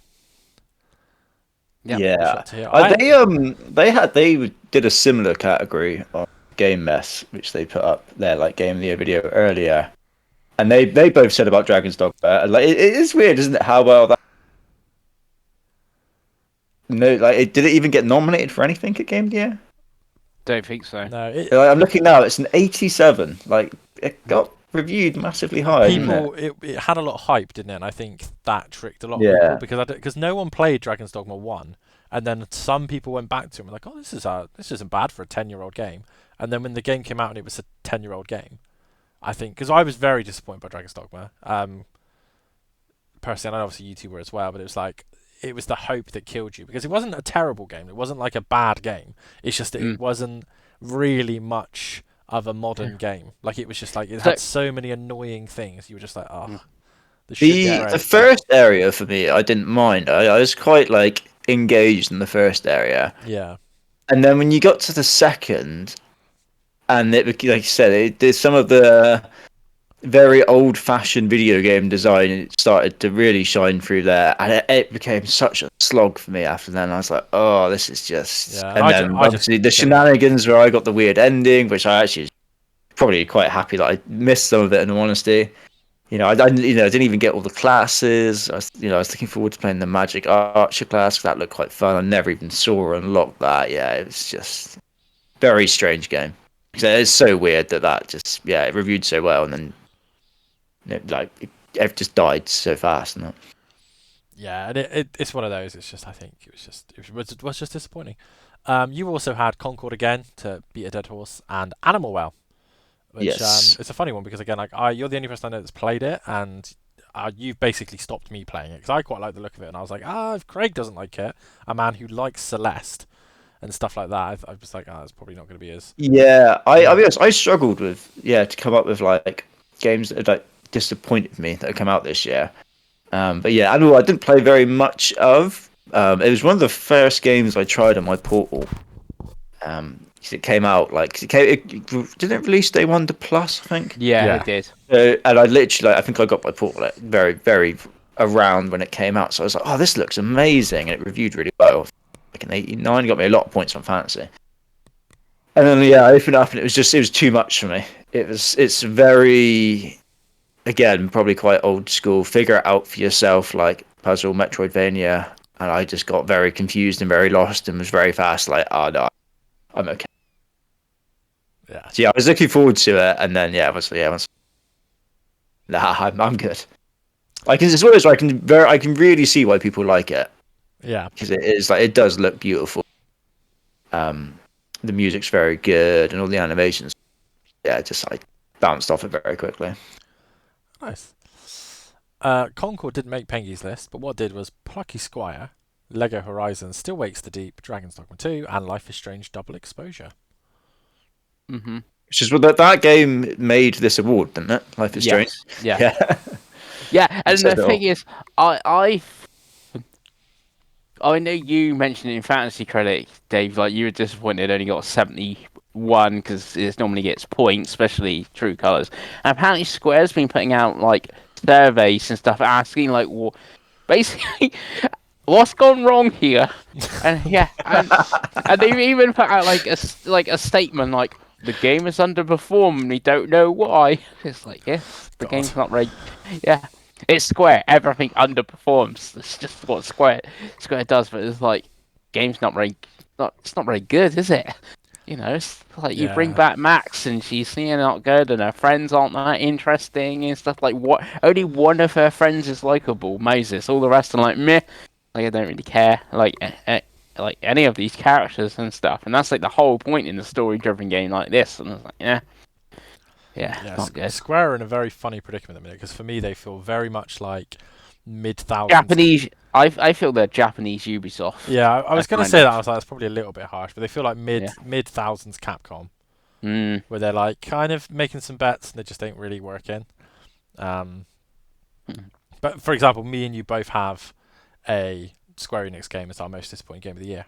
So, as obviously I only have two most disappointing games: Dragon's Dogma 2 at 2 and Final Fantasy 7 Rebirth at 1. Mm-hmm. So the fact that Yeah. Final Fantasy has disappointed me 2 years on the trot means I probably won't buy one next year, Craigo, because sadness will ensue. Yeah, but you say that when it's 9 remake this Honestly, year. I would play a 9 remaster again if they just did 9 with better graphics. But I don't want the weird half and half battle systems. They're just not fun. Like 6 Final Fantasy 16 is great crime for me is it wasn't fun enough to be Devil May Cry and it wasn't Final Fantasy enough to be Final Fantasy 10. So I was just kind of like, oh, okay, this miserable world and it's a cutscene. You run and mash the X button and get to another cutscene. Like it wasn't nuanced enough for me. And Final Fantasy 7 Rebirth starts really strong, and then as soon as you get to that open world bit, it is a slog, a boring slog. It's not fun to get around. Like the chocobos aren't great, and you've got to do missions to get them anyway. And I just didn't enjoy it. Didn't enjoy it. The story I would have quite happily just sat and watched, and it's what I'll probably do. I'll probably find a like Final Fantasy 7 Rebirth the movie on YouTube at some point and just sit there and watch it. But yeah, Nice. very disappointed. Yeah. You still buy 9 remake, and especially buy Tactics remaster. Tactics Remaster is different though, Pengi, because that's just a remaster and it'll have the battle system I like. But like mainline Final Fantasy, just they don't make a battle system I like anymore. I need to just accept it isn't what I want it to be. It's like you with Zelda. I just need to accept that it's not going to be what I want it to be. Yeah. So, I think Square is like the one company where I'd love to see like the breakdown of their games on like how much each game makes or loses, because they pump out so much stuff, don't they? Mm-hmm. You're like, did Direfield Chronicles make them any money? Like they have so many games at sort of level where I'm just like, I guess it probably didn't cost that much to make, but did it? You know, it's just they seem like it's the intriguing. opposite to Sega, because Sega have got like Atlas and they're pumping out like Unicorn Overlord and stuff like that. That does quite well because it's got quite a small budget. But then I feel like Yakuza must do big numbers as well now because I see so much Yakuza. Yeah, around. and they reuse assets. They use the engine. Yeah, they're trusting that team with Virtua Fighter and stuff, right? So like, but then you look at Square, and I think the only part that does really well regularly, but even that's starting to slow down, is the 2D HD team and / just the general Dragon Quest team. Like I was going to say 14 obviously keeps them going. Yeah, it's an MMO, right? So that's more maintenance. But like the Dragon Quest games, like even when the Monsters game came out last year, that did really well. Was that this year? Whatever. But like that did really well, and like I know that 3 2D HD's done quite well, and they're obviously doing the other games and stuff. Like I feel like 1+2. I feel like Dragon Quest for me is one of those. If we were to do an award of like franchises we wish we could get into, Dragon Quest is probably quite high for me because I feel like I'll get the Final Fantasy that I want out of it. Yeah. I do think they've like Dragon Quest 12 has to be really really good. Yeah. And Kingdom Hearts 4 has to be really really good for Square. Otherwise, they will be in a Ubisoft situation. Yeah. I mean, those two games have to be like. I do think 90 plus, 10 million plus selling things. Yeah, and I stuff do like think they that. have to stop with the PlayStation timed exclusivity for that though, because I think a lot of the sales would not, and I'm not saying Xbox because I know that Xbox is a minimal sell, but I think Steam and Nintendo are definitely the market for Final Fantasy games and stuff like that. Like, especially Dragon Quest. Like Dragon Quest has to be on the Switch too. Like that game will sell. Like I would imagine that Dragon Quest 3 sold the most on Switch. Yeah, you know what I mean. So it's one of the, and obviously like they put Monsters on there as well. So nice. So let's get on to the port and remake and remaster and DLC section. Craig has only got 3 entries, and that is I always struggle to remember DLC. I think I did this last year. Yeah, I think you did do it last year. You had Shattered Space, from Starfield. You had the Astrobot speedrunning DLC, and Silent Hill 2 remake.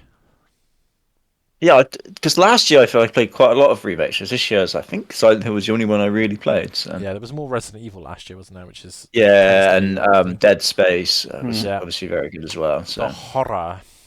Yes. Nice. Pengi had Horizon Zero Dawn remastered. Did you play it? I started it. Okay, I was gonna say I don't remember you playing it. I got one. It was on your list, wasn't it? It was on the backlog list. I think. got one trophy. Nice. One of the games actually, it's one of the few indie games I purchased with money back in the day. Raji and Ancient Epic. You've played the enhanced edition of that. I really like that game. I think it's a really interesting Yeah, game. it's really good. Sly Cooper, again, great game. PSN port. Beyond Good and Evil 2 Anniversary Edition again. One of those it's on most of my wish lists. I want it to come on sale, so I can play it. I don't particularly like giving Ubisoft money, so I'd like to wait till it gets to like £3 and then I do it. But there we go. And Silent Hill 2 for you as well, so that's the overall winner. I had a very different list of Monster Hunter Stories HD on the Switch. Really enjoyed it. I'm quite near the end. I just haven't got round back to it. Like I've just been playing other games really. Death Stranding on the Xbox. I put like 15 hours in on that. Quite enjoyed it. Game's weird, kind of boring in places, but it's kind of intriguing. It's like a car crash you can't look away from. A game I would actually recommend to Craig. It's on PS Plus, I think. I actually genuinely think Craig might quite enjoy it. How much stealth is there, Pengi? Not a In lot. Death Stranding? Not a lot. Yeah. No, not a lot at all. It is literally. That's the only hope it has. If there's like no stealth. It is mainly a walking Yeah, sim. You I are doing I would rather walk than do stealth. That's fine. It is the It is biggest. a lot of walking. It is the biggest budget indie game you'll ever play. It is And an I mean indie that- game because Kojima's independent, Yeah, so you know it what is I an mean. indie Like game. I mean that in the nicest possible way. Like the director's cut has added more weapons. There is more shooty and like racing and stuff. But like I generally like I'm not a Kojima guy, as you know. Like I generally think it was a very fun experience. It runs amazing on everything it's on as well, so I really recommend it to you. Again, it's on a PlayStation service to play it on that, right? My number 3, Luigi's Mansion 2 HD. Played that game back to front on my Canada trip in July. Really enjoyed it. I hadn't played it before on 3DS. Just some basic ass good Nintendo goodness. Really enjoyed it. Paper Mario didn't make my list. I was a little bit underwhelmed by it. But What? It- Base Paper Mario didn't make your list. No, Paper Mario: The Thousand Year Door. The best Paper Mario. Yeah, it's honestly, it just Right, stop the podcast, Craig. We need a new. That's like the best, like.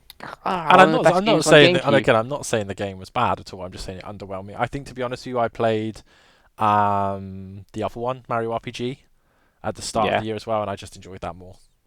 And they're very similar. That's why I haven't bought Mario and Luigi Brothership, because it's very similar as well. I do have a more serious question.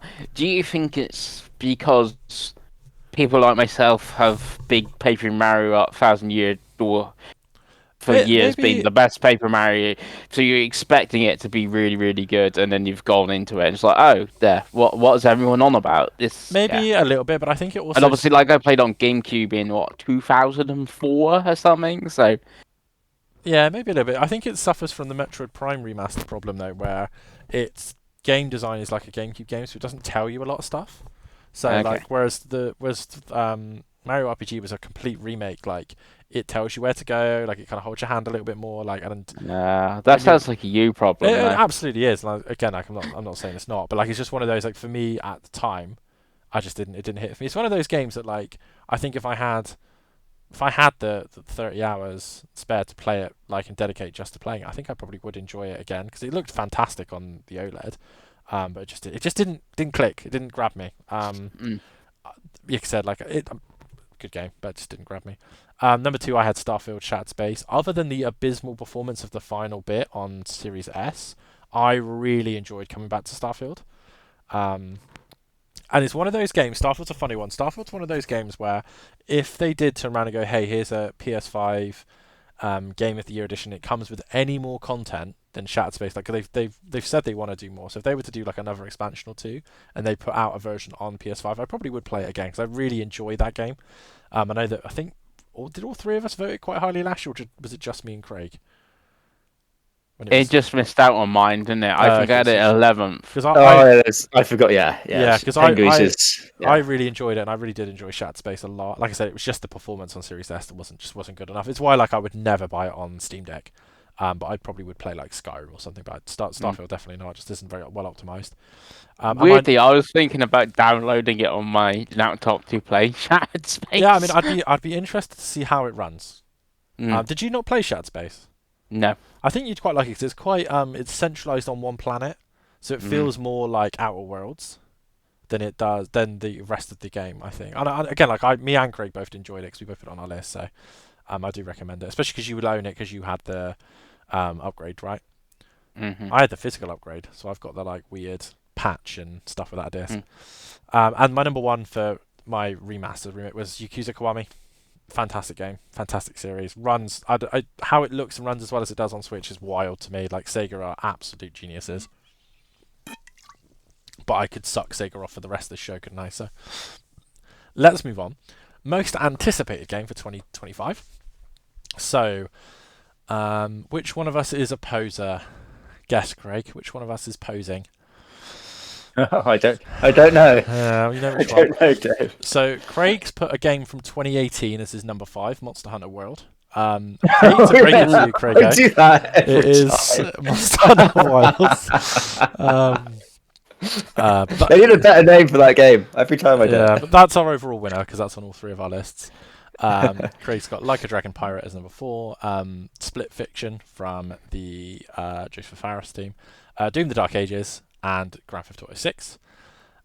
Any comments on those, Craigo? No, all very excited for all of them, and obviously we had the Like a Dragon Pirate presentation yesterday, which it's got me even more excited. Game looks great. But yeah, I think next year is going to be a good year. It's this year, Safe to say, Craigo. right? We're in it now. Oh yeah. We're living it. Sorry, we're living it. Yeah, I was saying to Pengi the other day, I'm very excited for this year in gaming. Like, it's the most excited I've probably been for like 3 or 4 years. Yeah. Hopefully, life makes it okay, but we'll see. We'll see. Pengi had Expedition 33, the St. Clair Chocolate Eclair, whatever incursion. Yeah, I'm just calling it Expedition 33 because the first bit is Clara Obscura. You got to do it in a French accent as well, really, and I can't do a French accent. Yeah, let's not even try and upset the French for that. No one has that on Fantasy yet. You know, it's got the show coming, boys. Really, like, again, because when we did the when they did the Xbox show for it, I was immediately like, oh, I love this, but I'm kind of like, let's see what it's like, because a lot of these Western versions of Eastern games look really good in concept, then they come out and there's a problem. But I'd love to be wrong. I'd love that game to come out and be like a 90, and it be the next. It'd be interesting to see what it looks like in a couple of weeks. Exactly, like the next coming of Persona. Like, oh, give me that. Number 4 for Pengi, Elden Ring Night Rain, which is crazy. Wouldn't have been on this list 6 months ago, but I think it's really cool that you're in. It's really cool that you're into a new genre. It's not a genre that me and Craig like. Well, this is a new genre because this is a roguelike. Night Rain. Yeah, roguelikes are funny because like I've played a couple this year and I'm like, I can kind of see why people like it. But I think it's very dependent on what it is, right? But I think if you get a group, if the Monster Hunter group play that, then I think you'll play it like 100 hours. But if it ends up just being you, I think you'll struggle. But we'll see. No, you have to play free player, or there's no way to play one or two. If you play it with randoms, is what I mean. Like, yeah, but I've played Monster Hunter with randoms, and that's fine. So, well, hopefully, Pengi, hopefully. Number 3, you had Ghost of Yotai, sequel to Ghost of Tsushima, which me and Craig both haven't finished. That's why it's not on our lists. Looks good. I know people are complaining that it's woke because it's a woman, but I think it's probably, as long as it's tastefully and interestingly done, I don't think it's a problem. Death Stranding 2.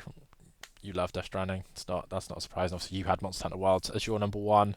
Like I said, it's on all our lists. I've got it on mine. Obviously, not on Craig's list. Craig's got Monster Hunter World because he wants to go and play Iceborne. But yeah, I think this could be an interesting thing for Monster Hunter. I don't think it's going to have the hit that World did because I think World surprised a lot more people. But I think it'll do really well, and I think it'll probably be one of the top 3 best-selling Capcom games of all time. When I was going to say, when Rise it comes to Switch 2, Pengi, that's my big pizza bet. When that fucker comes to Switch 2 and it's like a launch title, yeah, because Rise did stupid numbers just on the Switch. Yeah, but then the Switch install base is huge. It's it's bigger than Xbox and PlayStation combined. But then Wilds is on PC, so it is on free, and PC is like infinite, I guess. I will try the beta on deck and see how it runs. It's gonna run like 4 frames a second. Yeah, it doesn't run on 90s. We'll see what it does because I'd be interested. Because I think do I try it on PC? You should try on PC. It's one of those where I think if it does come to Switch 2, I think in Japan that sells the console. That's 5 million sales right there. I can't wait. So for the rest of my list, so I've got Monster Hunter Wilds.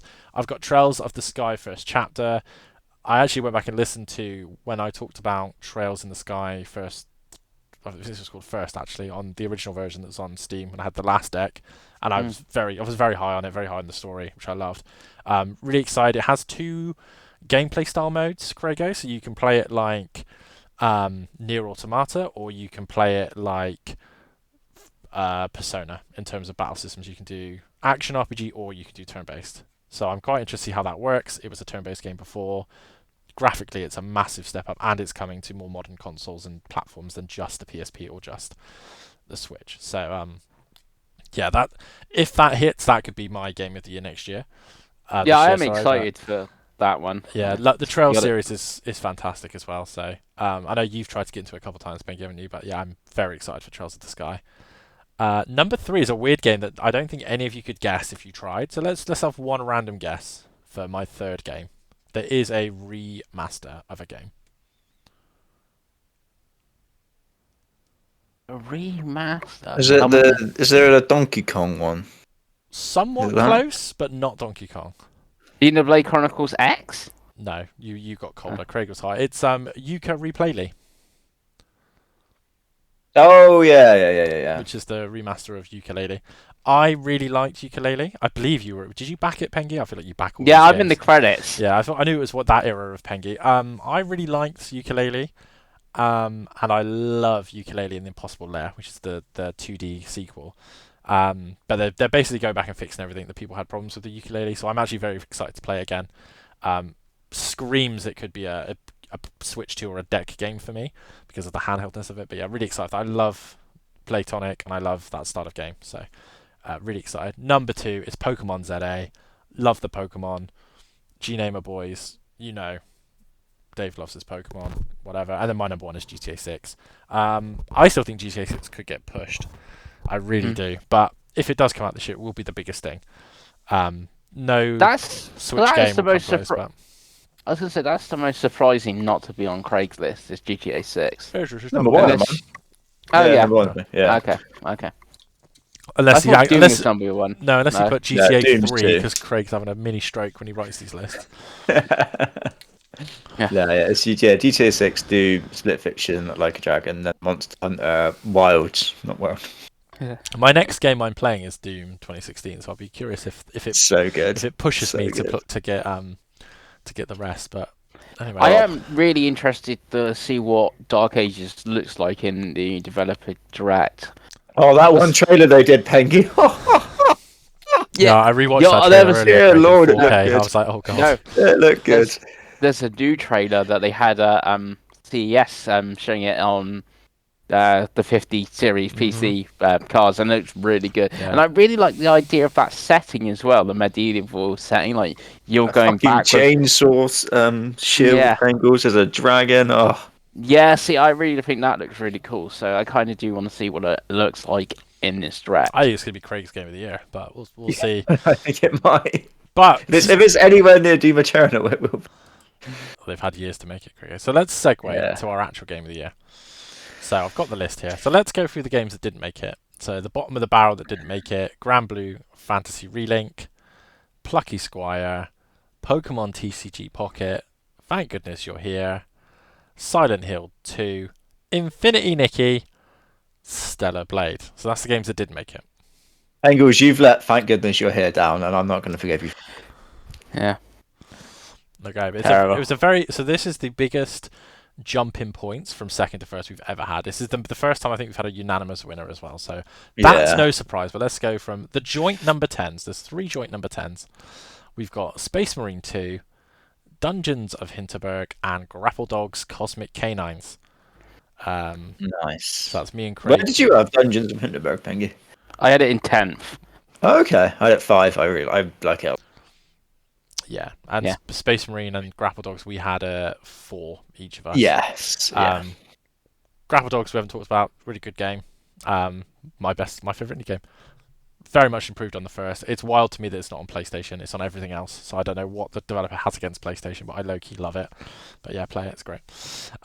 So the number 9, boys. I think. Let me just check. This is the. Oh no, there's one more. There's one more instance of a lone person putting it high. Oh, it's actually 2 more instances. I'm lying. Is Super Mario Party Jamboree, which I had at number 3. So it's our number 9. It's a really good Mario Party. It's probably the best one, to be honest with you. Played it quite a lot with Chloe. Love it. Great shit. At joint. Wait. Wouldn't Celebrate also being 10th? Because I gave it 6 points. Yep, 7 points is 10th. Okay, yeah. Okay. I'll let you off, Dave. I even used the formula. I didn't even count it myself, Pengi. So I know it's Yeah. right. In joint number 6, because it jumps, because that's how it is. We've got 3 games on 9 points. We've got Final Fantasy VII Rebirth, which was Pengi. We've got Like a Dragon Infinite Wealth, which was Craigo. Which would be so much higher if you two had played it. Yeah, absolutely. So much higher. Absolutely. And we have unbelievably, I didn't make Craig's 10, and I'm looking at what it would have replaced. I'm not sure there's anything it would replace, and that's Helldivers 2. Yeah, no, I kind of bounced off that. I don't think I played it on my own at all. Yeah, I struggle with the why are we doing it? I know it's silly, but I really struggle with the filling up the bars. And then, all right, what are we doing then? Oh, there's another bar we're filling up. yeah. I enjoyed what we played of it, and that's what got it on my list, because I just haven't played and I haven't played and finished enough games this year. So I think that's probably why Chris had it dead in the middle of his list. I had it 6. Yeah. You played it more than we did, so. Yeah, I played it. It was my 5th most played game of last year. So There we go. I was so close earlier as well. I was swapping my 1 and 2 and Dragon at number 1 because I was watching someone else play and I was like, it's so good. It's so good. But I was like, no. I think what's number 1 probably deserves to be there. I will catch up, and there will be a point where we both are on the same time frame for a Yakuza game, and it will win one of our awards. So good. I will try. So at number 5, we've got Senua's Saga Hellblade 2, which Craig had at number 3 and Pengi had at number 9. Yeah, I really liked Hellblade 2. yeah, I know it didn't review like how people expected it to, but yeah, personally, I loved it. It is even just graphically, it is the best looking video game I've ever seen. It's just wow, how gorgeous that game looks. I think I said at the time, there's so many times where I just stopped playing and was just watching it and be like, this is mental. This is actually insane. I think we both got the completion as well, right, Pengi? So yeah. It's really good. It is. I'm so. I say I was shocked it reviewed so low, and like everyone how they talk about it in the review negative. It's like, did you play the first game? Because this like what the first game did, but better, so much better. Yeah, and it reviewed worse. It makes no sense. But they played the first one on PlayStation. They couldn't play it on yeah, PlayStation. and it was just That's a PlayStation timed exclusive at the time. Yeah. Yeah. That's my cynicism, because I look at that and I think, because again, like, it's not my type of game. I tried the first one and stuff, but every time you guys thought, I was like, and every time I watch people play it, I'm like, if you read between the lines, everyone likes it, but they don't want to say they like it because it's on Xbox. So when it comes to PlayStation this year, you wait. It's reviewed at 90. It was something like I don't know who it was. It might have been Jez Gordon. It was definitely an Xbox person, and we're like internally they are like we should have put this game on PlayStation like day and date. It was like we made a huge mistake here, and I also don't know if it's like a bit of the audience as well. Like PlayStation, first party games are Last of Us, God of War, stuff like story-driven games, and Hellblade is a story-driven game. So I don't know if doesn't appeal to the Xbox audience as much as it does the PlayStation. And like when the PlayStation reviewers are reviewing it, which they would do if it gets support, they like it more, and that's why me and Craig like it, because we like God of War and Last of Us and stuff, and that's why we like Hellblade 2 and sort of thing. Yeah, it's difficult because I think Xbox players did play it, but I just think there's less Xbox players, right? Yeah. So like it's just less people talking about it, but the people that do talk about it, but it dropped out of the top 40 played thing like really quickly. Yeah, isn't it like a 6-hour single player game? Yeah, there's no replay value. Yeah. But it's one of those. I think I'll be interested when it does come to PlayStation. Again, it's made it to our number 5, so not bad at all. Number 4 is one that might surprise a few people actually, because it's a game I haven't finished, but I've played a lot of, and I think it's a game that Chris has finished. And that's Dragon Age: The Veilguard, Woo! which I I even got have. the platinum on it. You have. I want to get back to it at some point. Just been playing other things, but I really really enjoyed it. What I've played of it. And I think it's a return to form for Bioware. Again, another game that I don't think gets the credit it deserves, and I don't really know why. Because it went woke, Dave. Apparently, but they've always been woke. Yeah, I know. I don't think it's anything new, but... Yeah.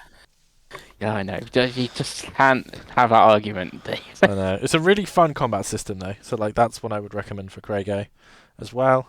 Yeah, it's probably like of games I've not played from last year that I want to play. It's probably the highest in fairness to it. Yeah, at this good. point, it might just be a wait for it to come to EA Play in a while, because I think I've got other backloggy stuff, and then there's lots coming in February, so I think it won't be like that long after that. I imagine that it comes. So, yeah, it is one I definitely want to go back. Yeah, and yeah, it's a good one. Number 3 for us is my number 2, and Craig had it at number 9. That's Call of Duty Black Ops 6.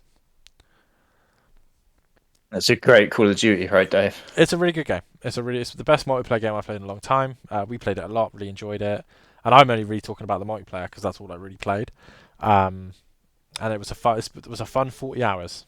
Yeah, I just think it's good. Again, it probably shows you again what the type of games I've played this year. That my top 3 is Mario Party, Call of Duty, and the number 1. But it's I really enjoyed it. Probably the best advert for Game Pass, and in the fact that didn't really move the needle tells you a lot. But I know a lot of people that played it on everything. So cool game. Yeah, and the story is very good. The campaign in fairness to it. Yeah. And number 2 is a late run. They got a late run to the top. Would have made my list had I played more of it, I think, but I haven't, so that's why it's not on mine. But Pengi had it at number 4, and Craig had it at number 6, I think, and that is Indiana Jones and the Great Circle.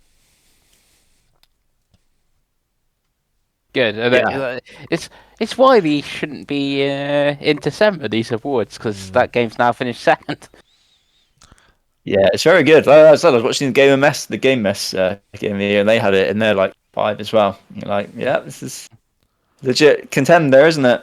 Very good. Even someone like me doesn't like indie. Well, I don't like. I've never really been massive. Just watched the first 2 films fairly recently, so yeah, it's very good. They did a very good job of making it kind of like its own thing. So they could have just made an Uncharted game and put an Indiana Jones skin on it, right? But it does. It very much feels like it's a thing. A bit of Dishonored and a bit of this and a bit of that. So yeah, very good. And I think it will have its. Oh, I think it will have its flowers, because I think when it comes to PlayStation, it will remind people that it's eligible for Game of the Year, and because of Troy Baker and best performance, I think it will. I think it will get its flowers at the Game Awards. Don't you worry. See, I don't think it will, though. No, I don't think it will. No. I think whoever voices is she called Lucina in GTA 6? I can see her winning. Oh voice yeah, actor. I mean that it will get nominated, and so it will Yeah, I remind get people that it's nominated, like, but I don't see it winning anything really. I ironically will probably play it on PlayStation when it comes out. Hoping that the DLC they said is alongside it. That would be my hope, because there is some story. That would DLC. make sense, wouldn't it? Do like a Game of the Year edition. Yeah. They can do the same slot free Game of the Year edition. Well, second Game of the Year edition. Yeah, so they did it with Rise of the Tomb Raider, if you remember, Pengi, when that was after that had timed exclusivity. They had like a big like Rise of the whatever edition. Yeah, they even had extra bonus content as well. You remember the Manor and VR on the PlayStation version. Yeah. And our number 1, with the biggest lead we've ever had on the show, is an 18-point lead. You could put our 2 and 3 together, and it would still have an 7-point lead. It's got a bigger lead than Liverpool. We got a bigger lead than when Man City were financially doping against the league, Pengi. It's that much of a lead. It's Astrobot from Team Asobi and PlayStation. A unified Game of the Year. I think we all bought it when it came out, and I think we all played it for like a week straight. If I remember rightly, for me, it lined up with Time Off, so I played it a lot. But yeah, fantastic game. A love letter to platformers, a love letter to PlayStation. Obviously, it's the big anniversary now, which helps. And yeah, I just think it's a wonderfully made game. I hope they make another one. Yeah, definitely. I think did we all get the platinum as well? Yeah. That's quite a rare thing, isn't it? For us all to play a game and for us to not only beat it but platinum it as well. Yeah, It's and there was, something, there right? was some difficulty in there as well. It's not like it was a walk in the park by the end. So I think it's a glowing a recommendation as you could possibly give a video game. Is that the three of us, you have quite different game tastes. Let's be fair, looking at these lists, that we all came together and were like, yeah, I love this game. Played it. You guys kept it and played the DLC as well. I needed the money, so I sold it. Yeah, but, I like, still got mine because I'm expecting more DLC. Looking at that Galaxy map. Yeah, and Yeah, same. it's just a wonderful game. Like it's the highest compliment I can give it is it's the most non-Nintendo Mario game I've ever played, and it does eclipse Mario in some places in certain ways. So it's wild for that to be a thing, and I said I hope that they're allowed to do whatever they want to do next. If they want to make Astro 2, then I hope they get the money and the funding to do it, because I think it's the best PS5 game for me by quite a way, I think. Because Astro's Playroom I loved anyway. But yeah, I think Astrobots is probably my favourite PS5 game now. Out of interest, and I'm without getting too scientific. Where did you guys reckon it would be like in top games ever? Because for me, it's probably like quite high. I feel like it's like I don't know if it's quite top 10, but it's definitely I think like top 15 or something like that. I'd say top 25. Just out like with just completely off the top of my head. Yeah. I've got it kind of high because I did a My Frame Rate platformers video, and I had it really high in there at that, and that was based on my top 100 and having it high. I don't know if I had it first or not. I can't remember a thing, but I went like all like platforms, so like Sonic Pocket Adventures in that this top 10 and Mario Odyssey sort of thing. But Mario Odyssey is mostly the closest thing to it is between those two, in my opinion.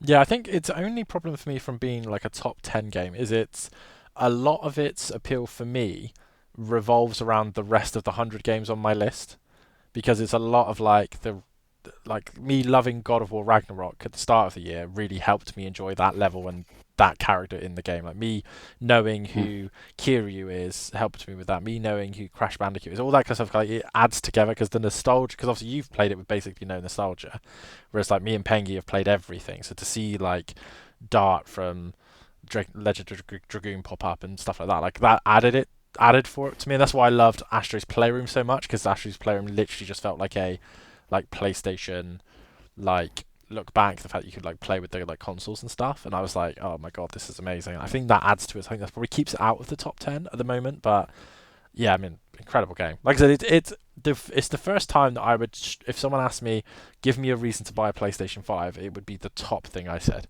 I was like, Astrobot is the best thing on PlayStation 5. Like it is. Before I could have said Ratchet and Clank Rift Apart. I know it's on PC as well, but like Astrobot is video games. That's what it is. It's pure video games. Yeah, like I said a couple of weeks, every time I go back to it to do the little DLCs that come out, I'm always like, oh, this is so good. You almost forget just how awesome it is. Yeah, definitely. And that's it. That's our Game of the Year awards, boys. Hell yeah. Yeah. 2024 is gone and dead and done. So there'll be no more 2024 talk on the show. Dead to us. Never again. Never again. It's all 2025. And we've got a lot going on. So obviously we've got the Xbox show now on the 23rd. So that's probably 2 episodes away at least. What day is the 23rd, Craigo? Is that a Thursday night?